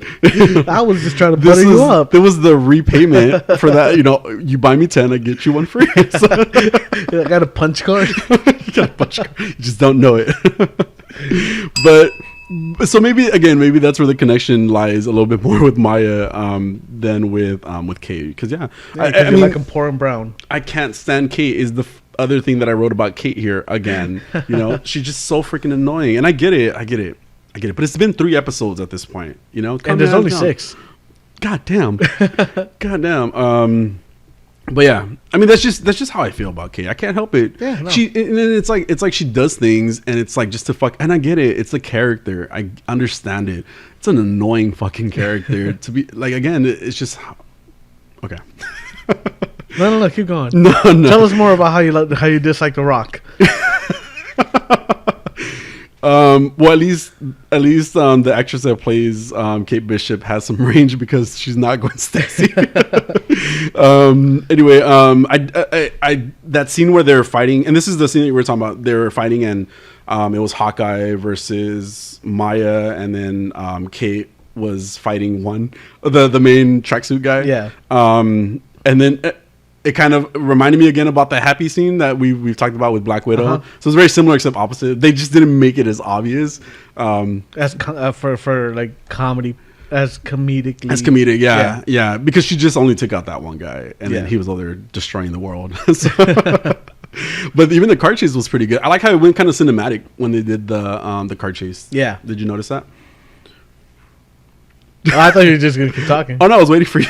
Well, like that was that whole one track shot was just fun to watch, and you know I love one track shots, like I really do. And this one Was that the car scene? Is that what you're talking about? Yeah, because Okay. when they're running away, and she's like, "Ooh, let's take this car." Yeah. He's like, "I'm not smashing a Challenger," Yeah. and It ends up getting he's smashed like, anyway. Challenger got this. What did you say? Challenger got wrecked anyway. Yeah. Something along He's those all lines. mad. Yeah. Yeah. But it was a fun scene. The Yeah. arrows, the trick arrows. Yeah. And Hawkeye being deaf, so Yeah. he can't hear her Yeah. the whole time. Yeah.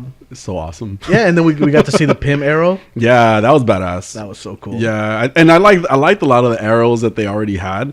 Obviously, some of them didn't do much, but Plunger arrow. the what? The plunger arrow. Yeah, and then there was that one last arrow that hit the big The guy. USB. It was a USB. Yeah. Oh, okay. Which he used in the first one, Oh, in the first Avengers. really? Yeah. Oh, I don't remember.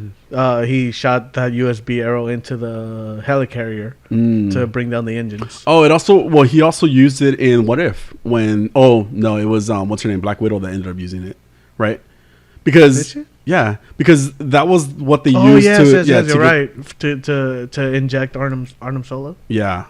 Yeah, to insert Arnim Sola into. Into Ultron, exactly. You're right.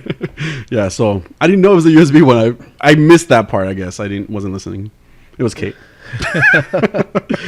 I really liked their interaction in the subway because he can't hear her.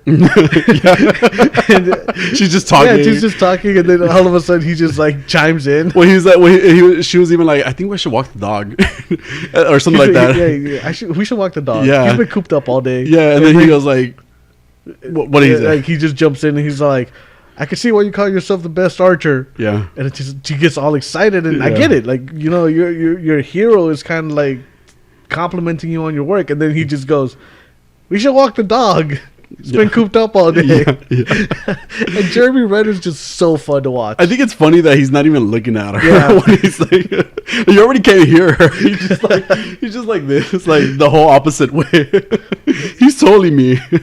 I did think the scene where his son calls is really sad because he can't hear him. Yeah. And like she's just kind of like, oh, he said it's okay if you miss Christmas. Yeah. You know? And yeah. like you see how sad he gets. Yeah. I mean, because he wants to be there. I don't know. You think this is gonna end in kind of a like a tragedy type? Well, you think he's gonna like end up just being done, like getting killed off in this series? I don't think so. No. And I mean, we are gonna have Black Widow coming after him soon.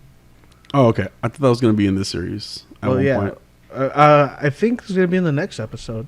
Oh, okay. Because in the trailer they've released, it looks like we see Florence Pugh with a little night vision goggles.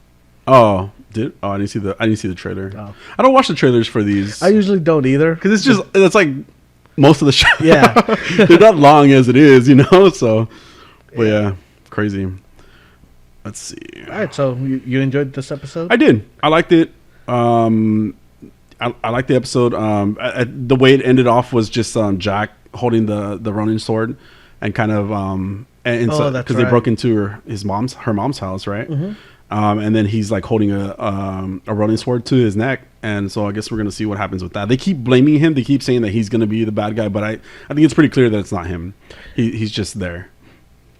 Yeah. Because Kate is making a point of like he killed. You know, what a coincidence that like. You know, that guy died, you know, and he just literally threatened mom, you know. I think it's clear that it's going to go. Just, it's not going to be him at all. Yeah. Yeah. How do you feel about it? Well, I kind of saw something about like who he is, and I was like, oh, okay. So, I mean, that's all I'm going to say about that. Okay. Like, I'm just not, because if it goes that way, then... Yeah, it makes sense. So I'm I'm bowing out of this one. Okay. But I'm looking forward to more. Me too. I've enjoyed this show since it started. A lot of people haven't apparently. Yeah, it's great that you have. I did. Yeah. Yeah, Megan was not on board in episodes 1 and 2. Yeah. Hold on, let me see. She wrote, in the musical, Widow is all kicks, and I said yes. Isn't she? Isn't she in yes. In most of? Let's see. Clint's sadness for Natasha hit her in the feels. Oh yeah. There could have been more of that though. Yeah. Well, I mean, I think it'll get there more. Spoilers. She also said she aspires to be the level of rich, petty like Armand. She didn't like the fight scene. Yeah, it was a bad fight scene. This is all based on the first episode, right? Yes. Okay. Yeah, episode 1. She didn't like episode. She says, wait. Episode was a bit boring. She didn't find it entertaining. The Bishop girl has no personality. The Bishop girl. They're trying hard to make her likable, and it isn't shining through.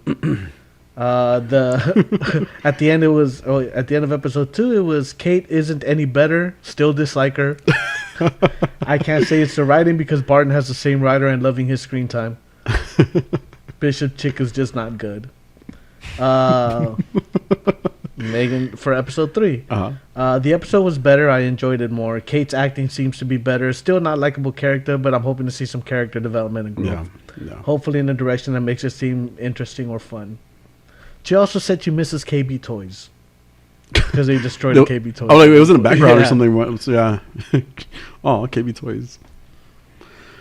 But yeah, so next episode we shall see what happens with Jack and the rest of everything. Yeah. I want to see more Maya.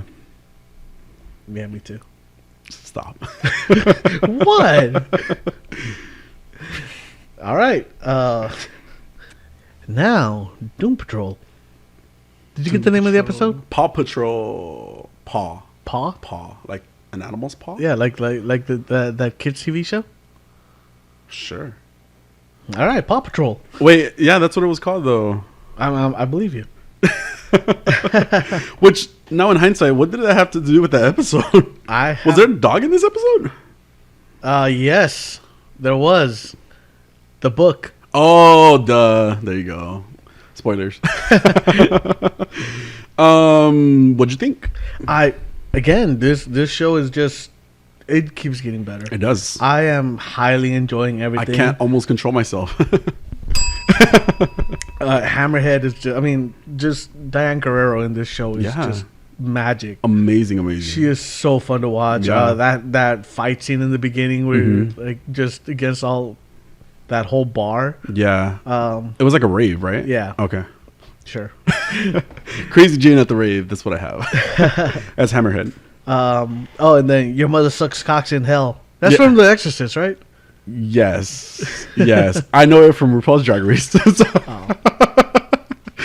Well, but two it is kinds of from- people. Oh my god. Anyway. I enjoyed Crowley. He was always missing the cursing when he was in Supernatural. Kip. Oh yeah. Sorry, I went on a tangent in my head. You don't even want to air them out anymore. No. Please share with the class. It was about Drag Race because okay. Okay, no, let's focus on Paw Patrol. But Holy shit, man! Crawley Kip. All right, so You we sweet, like Crip. sweet spirit. Yes, just hearing him curse is like I've been waiting for this because even in Supernatural, even when he was like super angry, you were waiting for him to curse, but it's a CW show. Yeah. Oh, they don't do it. Yeah, so you had to tone it down. Yeah. That little roach, like that evangelical roach, like it's been in a few episodes. Yes. Okay. That's just what it is. Yeah, I don't know, man. guess I've seen it's as much as early. you've seen. Okay. I wasn't sure, because I wasn't sure if I missed something, because he just keeps popping up and preaching all these crazy like end of world things. Yeah. So it's so. I keep thinking. I thought it was Nobody at first. That's Mr. what I Nobody. did. And then they showed the roach. I was like, oh, it's the roach again. What the fuck? But it was a crazy scene. Kip is such a dick, by the way, which is it's funny. It's really funny because I guess he goes. I think it was Cyborg that asked him. So how long do we have till the world ends? Right? And he goes 19 minutes. He goes, I don't fucking know. It was just such a good scene. Oh my god. There was a line that I really liked, and I didn't even write down who said it. Okay. It just goes, "What peace nothingness brings." Yeah, I don't know who that was. I just like what that peace line. nothingness brings. Yes, Who was this? I have no idea. I don't know. We see more of Niles finally. Yeah. How he's being tortured just on a ride at the fair. Yeah, Basically. Yeah. Well, it's a white. Yeah, but he's space just spinning in circles around him. Yeah, I'm- around Mr. Nobody. Yeah, I'm not a fan of fairs. Why? 'Cause Well, I mean, all the rides are the same. yeah, They just yeah. spin. I also don't think it's very safe. Like, I feel like I'm gonna die if I go on it would be like the day that I go on a ride, it'd be the day that I die because I knew it all along. So, but that's the fear that I get by going to those fairs. I don't go. They are pretty janky. Yeah, and then I don't like the idea of it having to be taken apart and put back up. And have you seen In a specific amount of time. in a specific amount of time? Also, like how thorough are they about safety? Like you compare it to Disneyland, right? Like Disneyland is there and is constantly there, right? It's not moving. With all that maintenance and and exactly. So they have a crew that does that, things like here that. we got 3 guys with a with a screwdriver and a wrench. Yeah, and I've seen videos online about like I don't know, pieces flying off or something like that. I'm like, yeah, I wouldn't ride that. But then again, I knew it. But then again, like I mean, not a lot of people have Disneyland down the street, you know, or Universal Studios, or Knott's even, you know, down the street. So don't move to California. We have enough people. Build a theme park wherever you're at. And it's not as great as you guys think it is. It like Disneyland is always packed except for like right now during the pandemic. But I don't know if it's really worth it. I don't get a season pass anymore, at least for now. I haven't been to Disneyland since I was like 20. Wow, how old are you? Too old. 30. But no, yeah, we got to see Niles kind of spinning around in circles and just being tortured. Yeah. Mr. Nobody's fourth wall breaking, which I highly enjoy. Yeah. I enjoy him just talking to us. Yeah, yeah. I feel like I'm part of the show. Yeah. Yeah. It's a good he's a good narrator too. He has a good voice for it. Yeah. The building a religion was a very interesting concept. The what? Building a religion? Oh yeah. Like just like it this episode definitely goes a little deeper into I mean, like, I'm not a religious person, and this episode kind of shows why, because of how easy it is to just basically build a cult. Yeah, yeah. And let's be honest, religion is just a popular cult.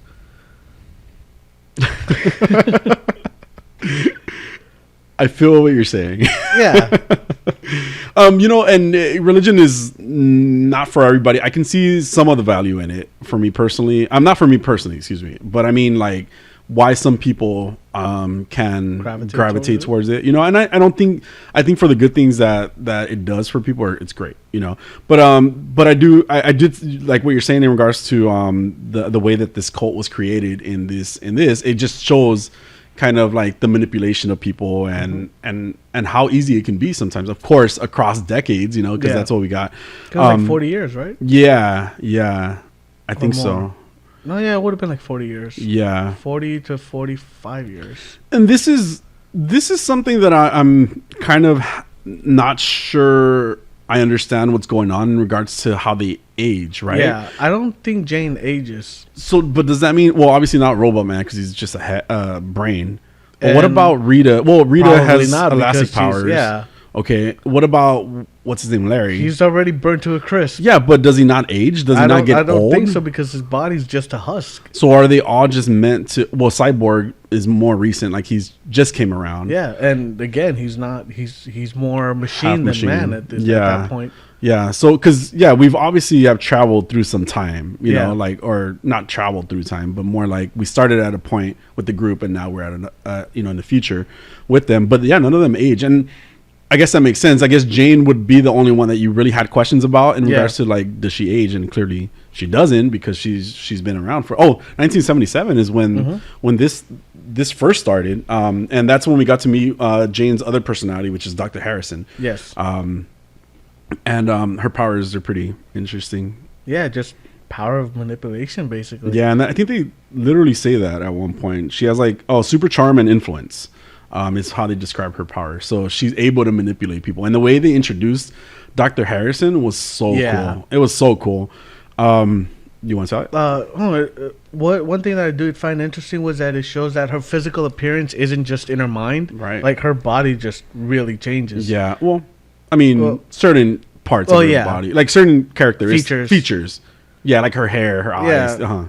Yeah, so we got to see that rogue-like hair, and the eyes change. Yeah, it kind of even like shortened too, like to make it look more professional. Right? Yeah, and I was always curious as to if her appearance was just changed for the audience, but everybody in the show still saw her the same.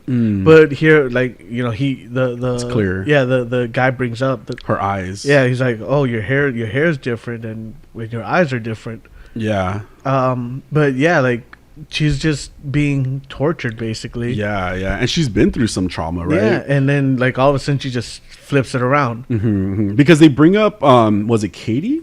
No, Katie's they brought up a personality that nobody's supposed to talk about. Kay? Yes. Yeah, Kay, the little girl. Obviously. Is named Kay. That's what I got here. so the doctor that's holding Jane.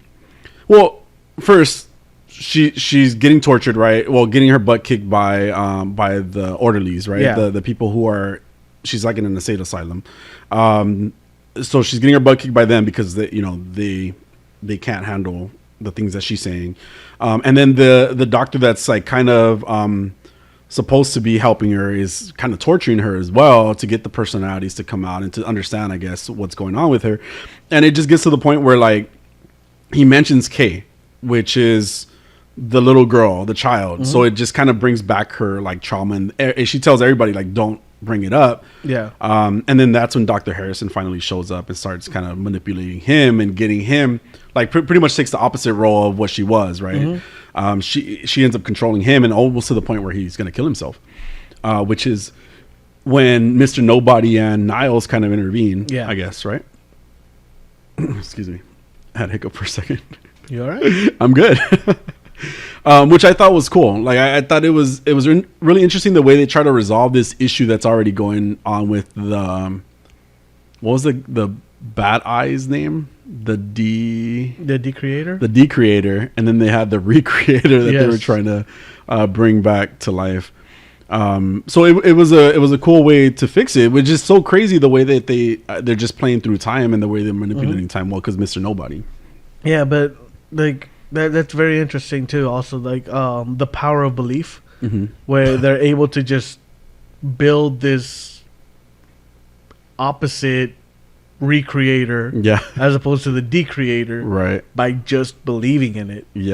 Like they just made this legend up and followed through with it. Got enough people to believe in it, so that when the time came, they could get one out. They could rub one out. Create a Recreator. Yeah.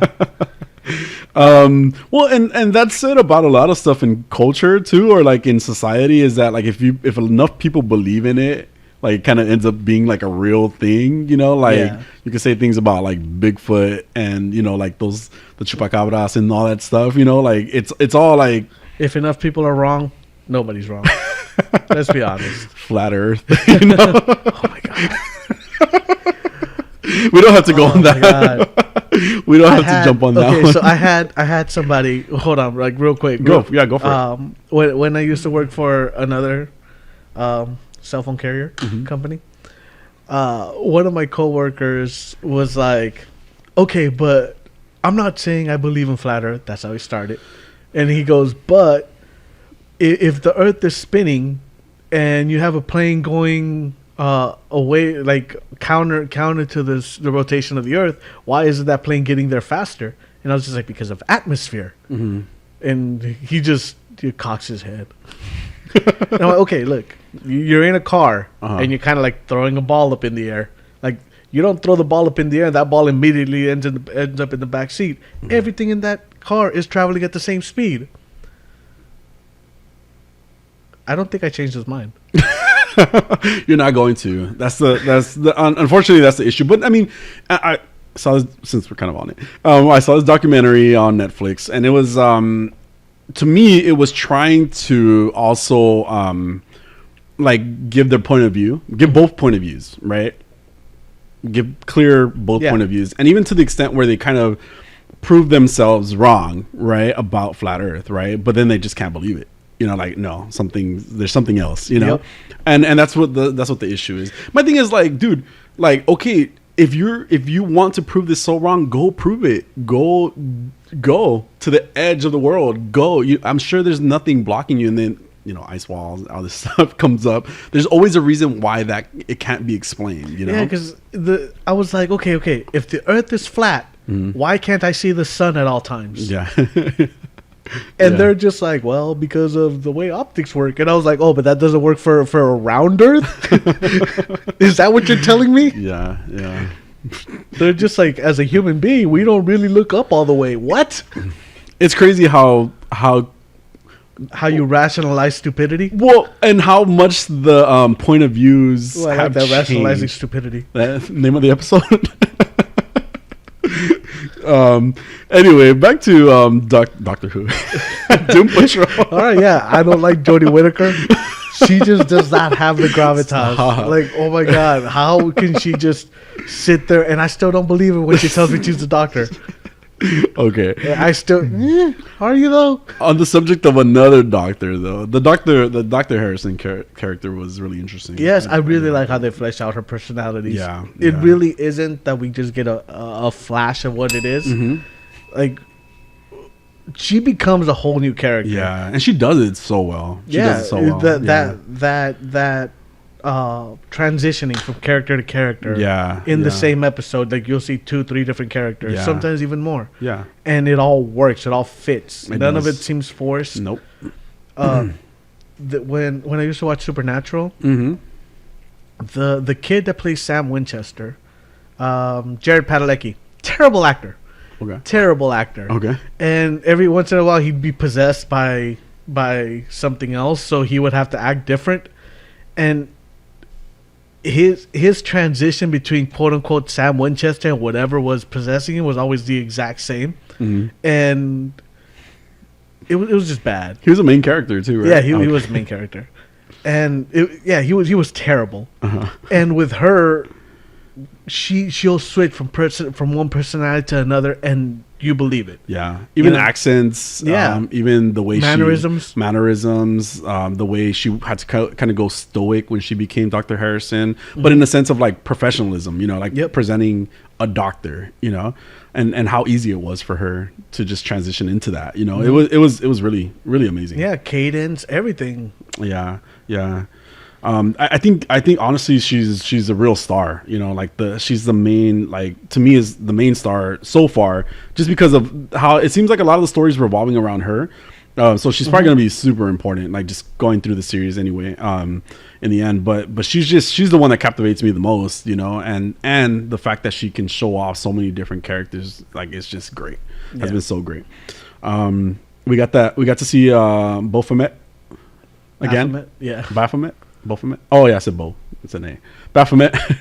I like that. I like that stupid crazy horse thing, Dude. Niles fucked that horse. Yeah. Let's be honest. He definitely fucked that horse. Really fucked that horse. I didn't think we were gonna be talking about horse fucking, but Niles fucked that horse for sure. I wrote here. Niles is definitely hitting that.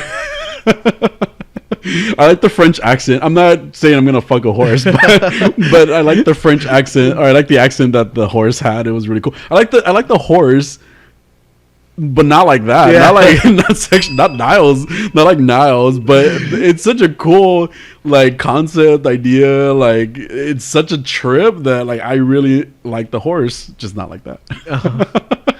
The disappearance of Elliot in front of Rita was really sad. So sad, so tragic too. Yeah, like she was just she's Yeah. you just see her just start falling apart. Starts falling again. apart. Yeah, and I mean, thankfully she's able to kind of contain herself, which is great. Like, it's showing a lot of progress in her.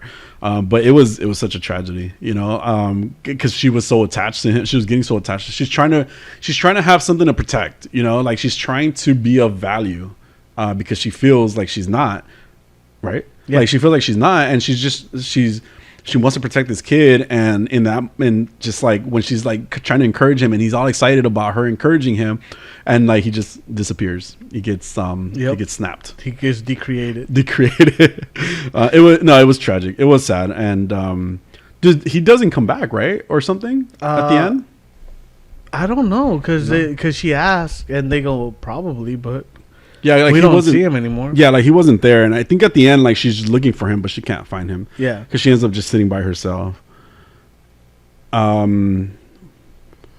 But no, I mean, it was just another great episode. Yeah, every time they mention nobody, Miles just starts barfing all over the place. Oh yeah, Ew. That's gross. I hate barf. Yeah, I can't. It makes me so not. There's in Dead by Daylight, there's a character called the Plague, and so if she throws up on something and you touch that stuff, you get sick too. I can't, like, I literally have to get out that game. Like, I try to do everything to number one not get sick in the game, because I really start. She's like, huh. Yeah, It's just like it's so gross, and then the character's just like going crazy at a certain point. It makes me really nauseous. So one of the I used to listen to the morning show on K-Rock, Kevin and Bean, and there was one point where Ralph Garman, who did the voices, who did a lot of voices on that show, he would just randomly start putting in like the whoever's he was imitating would get sick at the end of the bit, and he would just like throw on some vomiting sound effects, No. and it just every bit would end with that. Oh no! And he started doing it because like he did it once, and people complained. They're like, "Hey, it's breakfast time. We're trying to have breakfast." So he just started doing it in just to be a every jerk. yeah. It was disgusting, but at the same time, it was so funny. Yeah. Just because you know why he's doing it. If I do that noise, I actually can make my sister sick. Like I've done it, and she's like, "Oh, stop!" Like because she starts really feeling like she's gonna do it because it's a disgusting sound. It is a disgusting sound. So, I don't know. Let's see. I really like that Marilyn. Was it Marilyn? Yeah, Marilyn character that ends up creating the recreator. She just shows up and says, "You got to ring that bell." Yeah. She was such a I don't know, like a hippie, I guess. Like, I don't know what to compare, but she was really funny character, and the way she kind of destroys the archons was totally kind of her. badass. Yeah, it was totally her. It was amazing. So it was really cool. One thing, another quote, and I really need to start putting in who said these. Yeah. And I'm pretty sure this was Jane or Dr. Harrison. So the world is garbage and people wear Crocs. Yeah. Let's see. So like you said, we got also Niles at a certain point, right? Especially when he was in the end of the episode, nobody was gonna take him back. Yeah. And just he didn't let him say bye or anything like that. Do you know why Cyborg was really freaking out about the neck thing?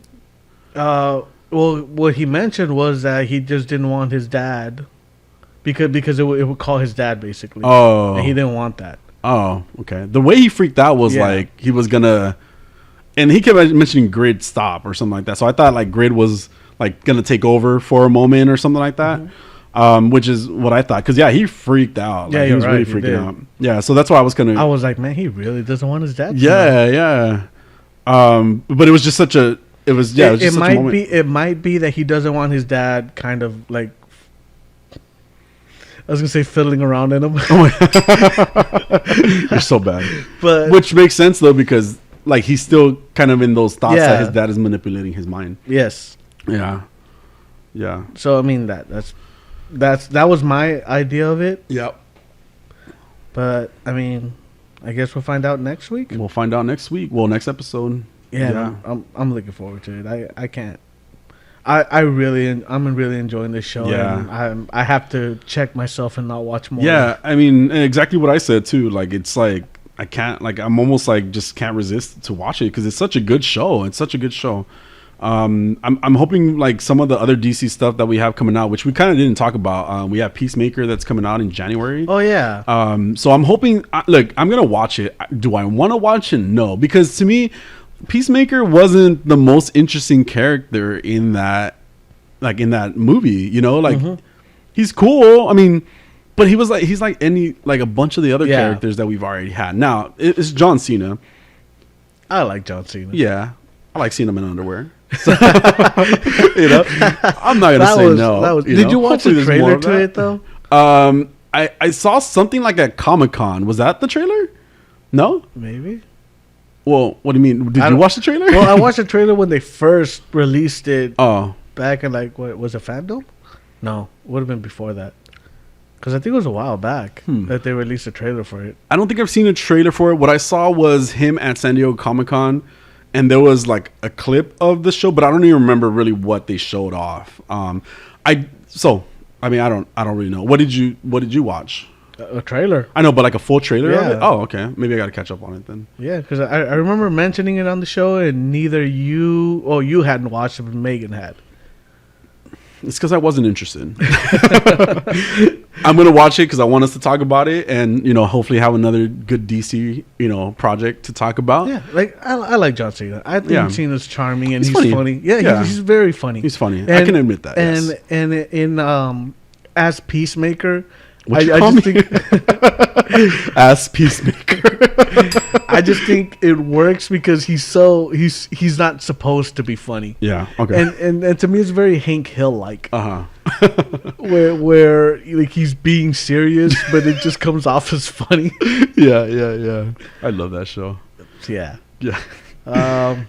That boy ain't right. That boy ain't right. I'll It tell always you makes what. me think about our coworker. coworker? Yeah. Dang it, Bobby. I was so and the realization that I had when I'm like, oh, you're making a King of the Hill reference. Many years later, Yeah. It took you a while, but you got there. Peacemaker. We'll see what happens with Peacemaker. We'll see All because right. hopefully, again, Doom Patrol's been really good. I'm sure it's going to continue to be good.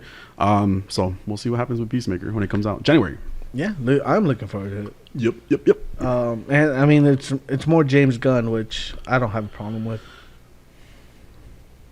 Can't believe you almost forgot about Pokemon after you made me name it Jaime's Pokedex. I had to pee. Oh, that's what you're like. I gotta go. Yeah. All right, are we Just done? like, all right, let's go. Got All anything right, Jaime. Take us. I just wanted to hear you say yes for once to that question. And I didn't even say yes. I said, Pokemon? Take us home with some Pokemon. All right. So I posted about our last Pokemon on Instagram, by the way. There's pictures and It Rourke, took you long enough. the gym lead. I forgot, dude, to be honest. But I think I might just do it like when I do it. I mean, yeah. Yeah. So I've been playing a lot of Diamond and Pearl, and I kind of want to talk about it a little bit. If Yeah, you don't no, mind. All right. please. It's I already peed. You're good now. So I think I realized why this game wasn't one of my favorite Pokemon games. It wasn't? It was not. No. Now, there are some things about this version, which is Brilliant Diamond, Shining Pearl, that make it better. But there are things that limit it. Okay, so the Pokemon that were created for this generation were very few. There weren't like a lot of them. Okay. So I think that already, and so a lot of what you had to rely on was Pokemon from previous generations, Which you don't get. which I don't like. I don't like that. So I like when I play Pokemon. Yeah, Jaime says out with the old shit. What's a whole new generation of Pokemon like? And so I chose Piplup, as you guys already all know, because I posted it on Instagram.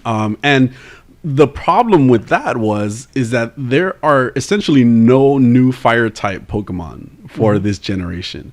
And I was like, what the heck? Like zero new. Because you can argue that Magmortar, did I say this before? I feel like I'm having deja vu. Anyway, you can argue that Magmortar. Maybe I stopped listening at some point. Jerk.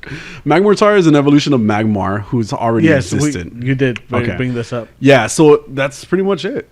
Like there's no new fire types. The Pokemon that you can choose from are very limited, and I even said this before. The color palette of the Pokemon that I can choose from, the ones that I'm collecting. You want more diversity. We get it. I We want get more it. color. You're woke. I want more options. You want brown Pokemon. I get it. I want all kinds of Pokemon, all colors of the rainbow Pokemon.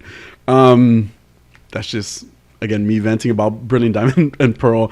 But I do really love the animation, like that chibi style that we've talked about. So I'm still into it. I'm almost done. I've got 6 Pokemon badges, But with one, total. right? Huh? With one? With one what? With Brilliant Diamond or Shining Pearl? Oh, Like, Brilliant either one? Diamond. Yeah, I'm playing Brilliant Diamond. So I'm only playing one. Yeah, but I mean, it's pretty much the same Oh, game. yeah.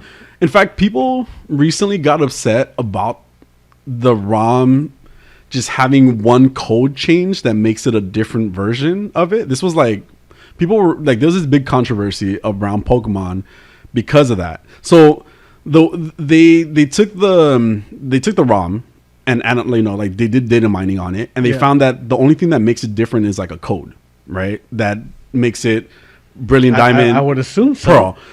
And that's how all the Pokemon games have been, right? Because Yeah. the only thing that's really different is like a few Pokemon, from generation 1 to now generation 4. Not now, but I'm saying like the one that I'm I playing. get It's just few Pokemon that are different. There's not like you can catch them here. And the only thing, I mean, the reason that you used to play the game or play one color versus the other, and then is like you would trade your Pokemon with your friends. That was the only thing that would tie it.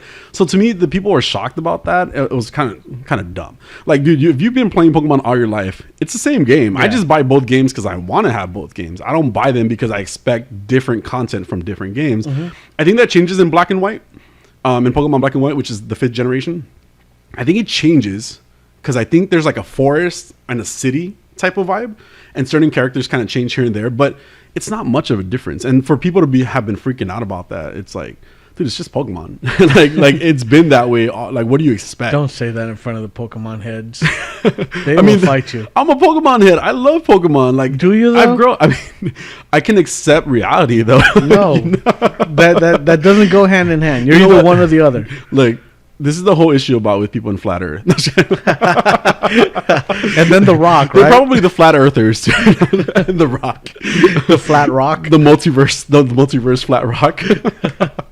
Anyway, so the next gym leader that I have taken on, which was actually I've taken on 6 at this point, but gym leader number 2 is from Eterna City. That's not Eternal. It's Eterna City. Her name is Gardenia. She's a grass type specialist. So I decided to pick Cherubi, which is her Pokemon that she carries. Cherubi is the cherry Pokemon, and it's a grass type. This one is really interesting. Were you going to Google Cherubi? Yes, I am. Sorry. I was about to look it up for you too. No, keep going. You're good. So if you look at Cherubi, it's a little cherry, right? And then it has like a stem, and then it has like a little happy head attached to it. It's kind of weird looking. Yeah, that's very weird looking. Yeah, it's strange, right? Like, and it has like a smiling face. Poor thing. That is very birth defect. Stop. I was thinking it, but so.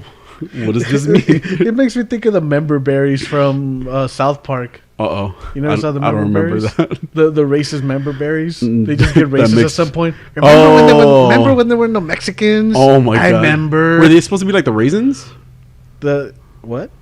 Never mind. They were berries. I don't remember this at all. All they would do is like remember these times? Oh my god! I remember. Oh my god! And then like at some point, they're like, remember when there were no Mexicans? Oh yeah, I remember. Oh my god, it's terrible.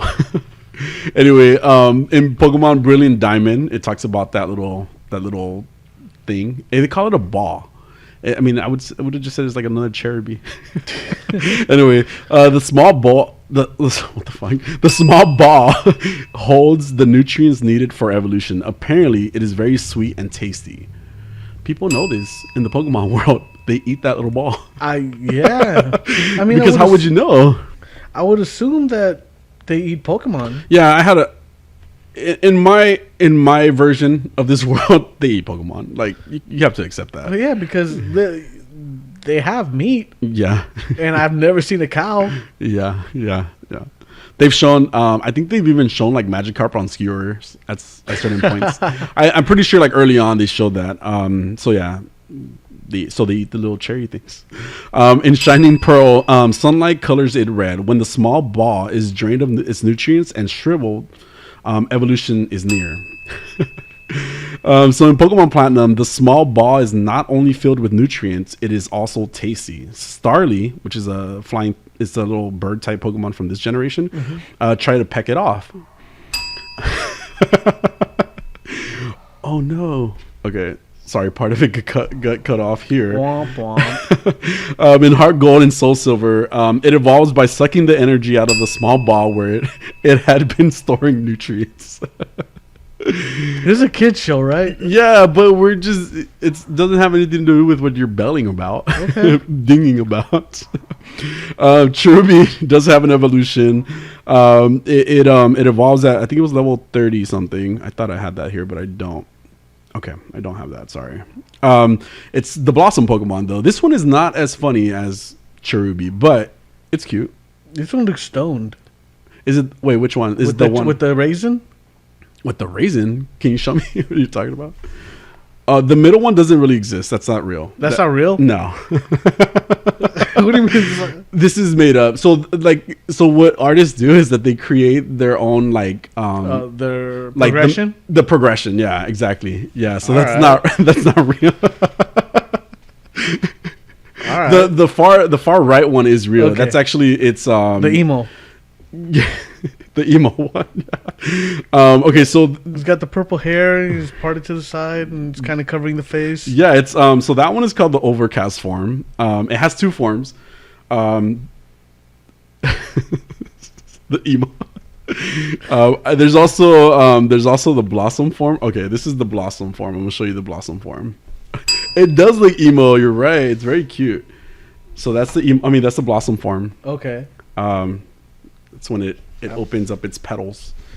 All right, but about Cherrim in general, Brilliant Diamond. It blooms during times of strong sunlight. The Pokemon tries to make up for everything it has endured as a bud. In Shining Pearl, it is docile as a bud and turns cheerful when it blossoms. It folds back into a bud after sunlight, after when the day is over, basically. The overcast form is the one that you're talking about. Is like a emo looking character. Yes. So that one says, as a bud, it barely moves. It sits still, placidly waiting. Me too.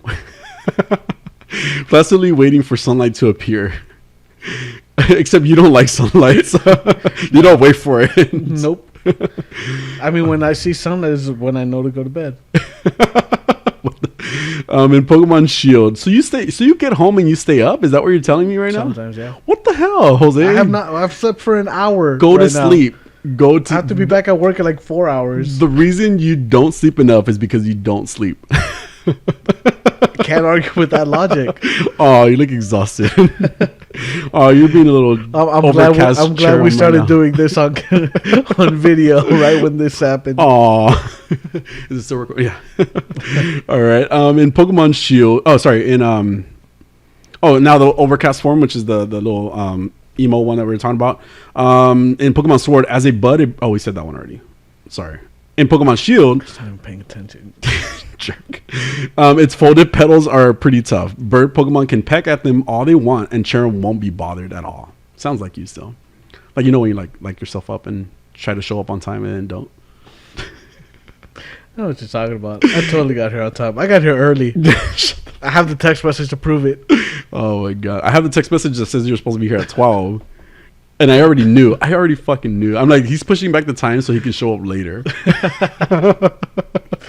All right. The Sunshine form, which is what we want you to become, Jose. Yeah. In Pokemon Sword, after absorbing plenty of sunlight, which you should do, Jose, Cherrim takes this form. It's full of energy while it's like this, and this liveliness will go on until sundown. You need a different job. And lastly, in Pokemon Shield, for the Sunshine form, in Pokemon Shield, the faint scent that emanates from its full blossom entices bug Pokemon to it. So that was Jaime's Pokedex entry of the week. Okay, that was the latest entry into Jaime's Pokedex, the Pokemon Cherubi, and Cherrim for you guys, for all of you. All right, I learned so much today. Why do you make me do this then? I pay attention. I feel like I don't. learned about the headbutting Pokemon last week and the cherry Pokemon this week. What was the cherry Pokemon this week? What was it called?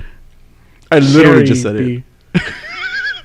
Literally just said it. I did too. Was that what was interesting about it? The emo phase. What about the Cherubi? Oh yeah, it's got a weird head on its side. Okay. It's got a tumor growth on it that it eats. Anyway, that was it. That was the Pokemon. Yeah. All right, Nick, we're finishing up, and we're so close to new Spider-Man. Almost, yes. So about 2 weeks away now from watching Spider-Man. I got my ticket. Yes, me too. So funny story. Okay. When I was trying to get the ticket, like I was on the AMC site and AMC. Okay, sorry, I heard AOC. Like Mark Show. Yeah, Wrong show. So I was with the girl that I've been seeing. Oh, like, okay. She was right next to me, and I'm trying to get the tickets. Okay. And First of all, excuse me. but, here's the funny part. Like I'm so used to being on my own. Oh that wow. I was almost at the checkout line when I was like, oh, She's just sitting there looking yeah, at you. and I was like, bitch. do you want to go with me? Uh-huh. Luckily, she couldn't because she's at work. Oh my god. Wait, no, it would be lucky if she could go, right? Yeah, I mean, it made me feel like less of a dick Okay. because it was like, oh, well, I Like knew you didn't couldn't even go. offer. Yeah, Got it. Okay. Yeah. Got it. but yeah, like after I saw what the ticket Yeah. prices, what the tickets were going for, I would have sold my ticket in a heartbeat. Yeah, but I think it was just like people were freaking out for no reason because the next day, I mean, no, I understand. Like I'm saying, like I understand, like wanting to buy the ticket, and like, but I don't think like I would ever spend, number one, that amount of money. I know some people would, great, right? But also, if you would have waited a little bit longer, you would have got the ticket anyway. So if I could have sold mine for that price, Yeah. it was like 25 grand at one point. Yeah. I would have happily sold it. Yeah. I also really thought about buying the seat next to me just so nobody would sit next to me. Yeah. And mostly because, again, AMC, I get my free seat. Yeah. Oh, because you would only pay for a seat. So I would have only paid for one. Yeah. Anyway. Yeah. But I even got a ticket for the next day.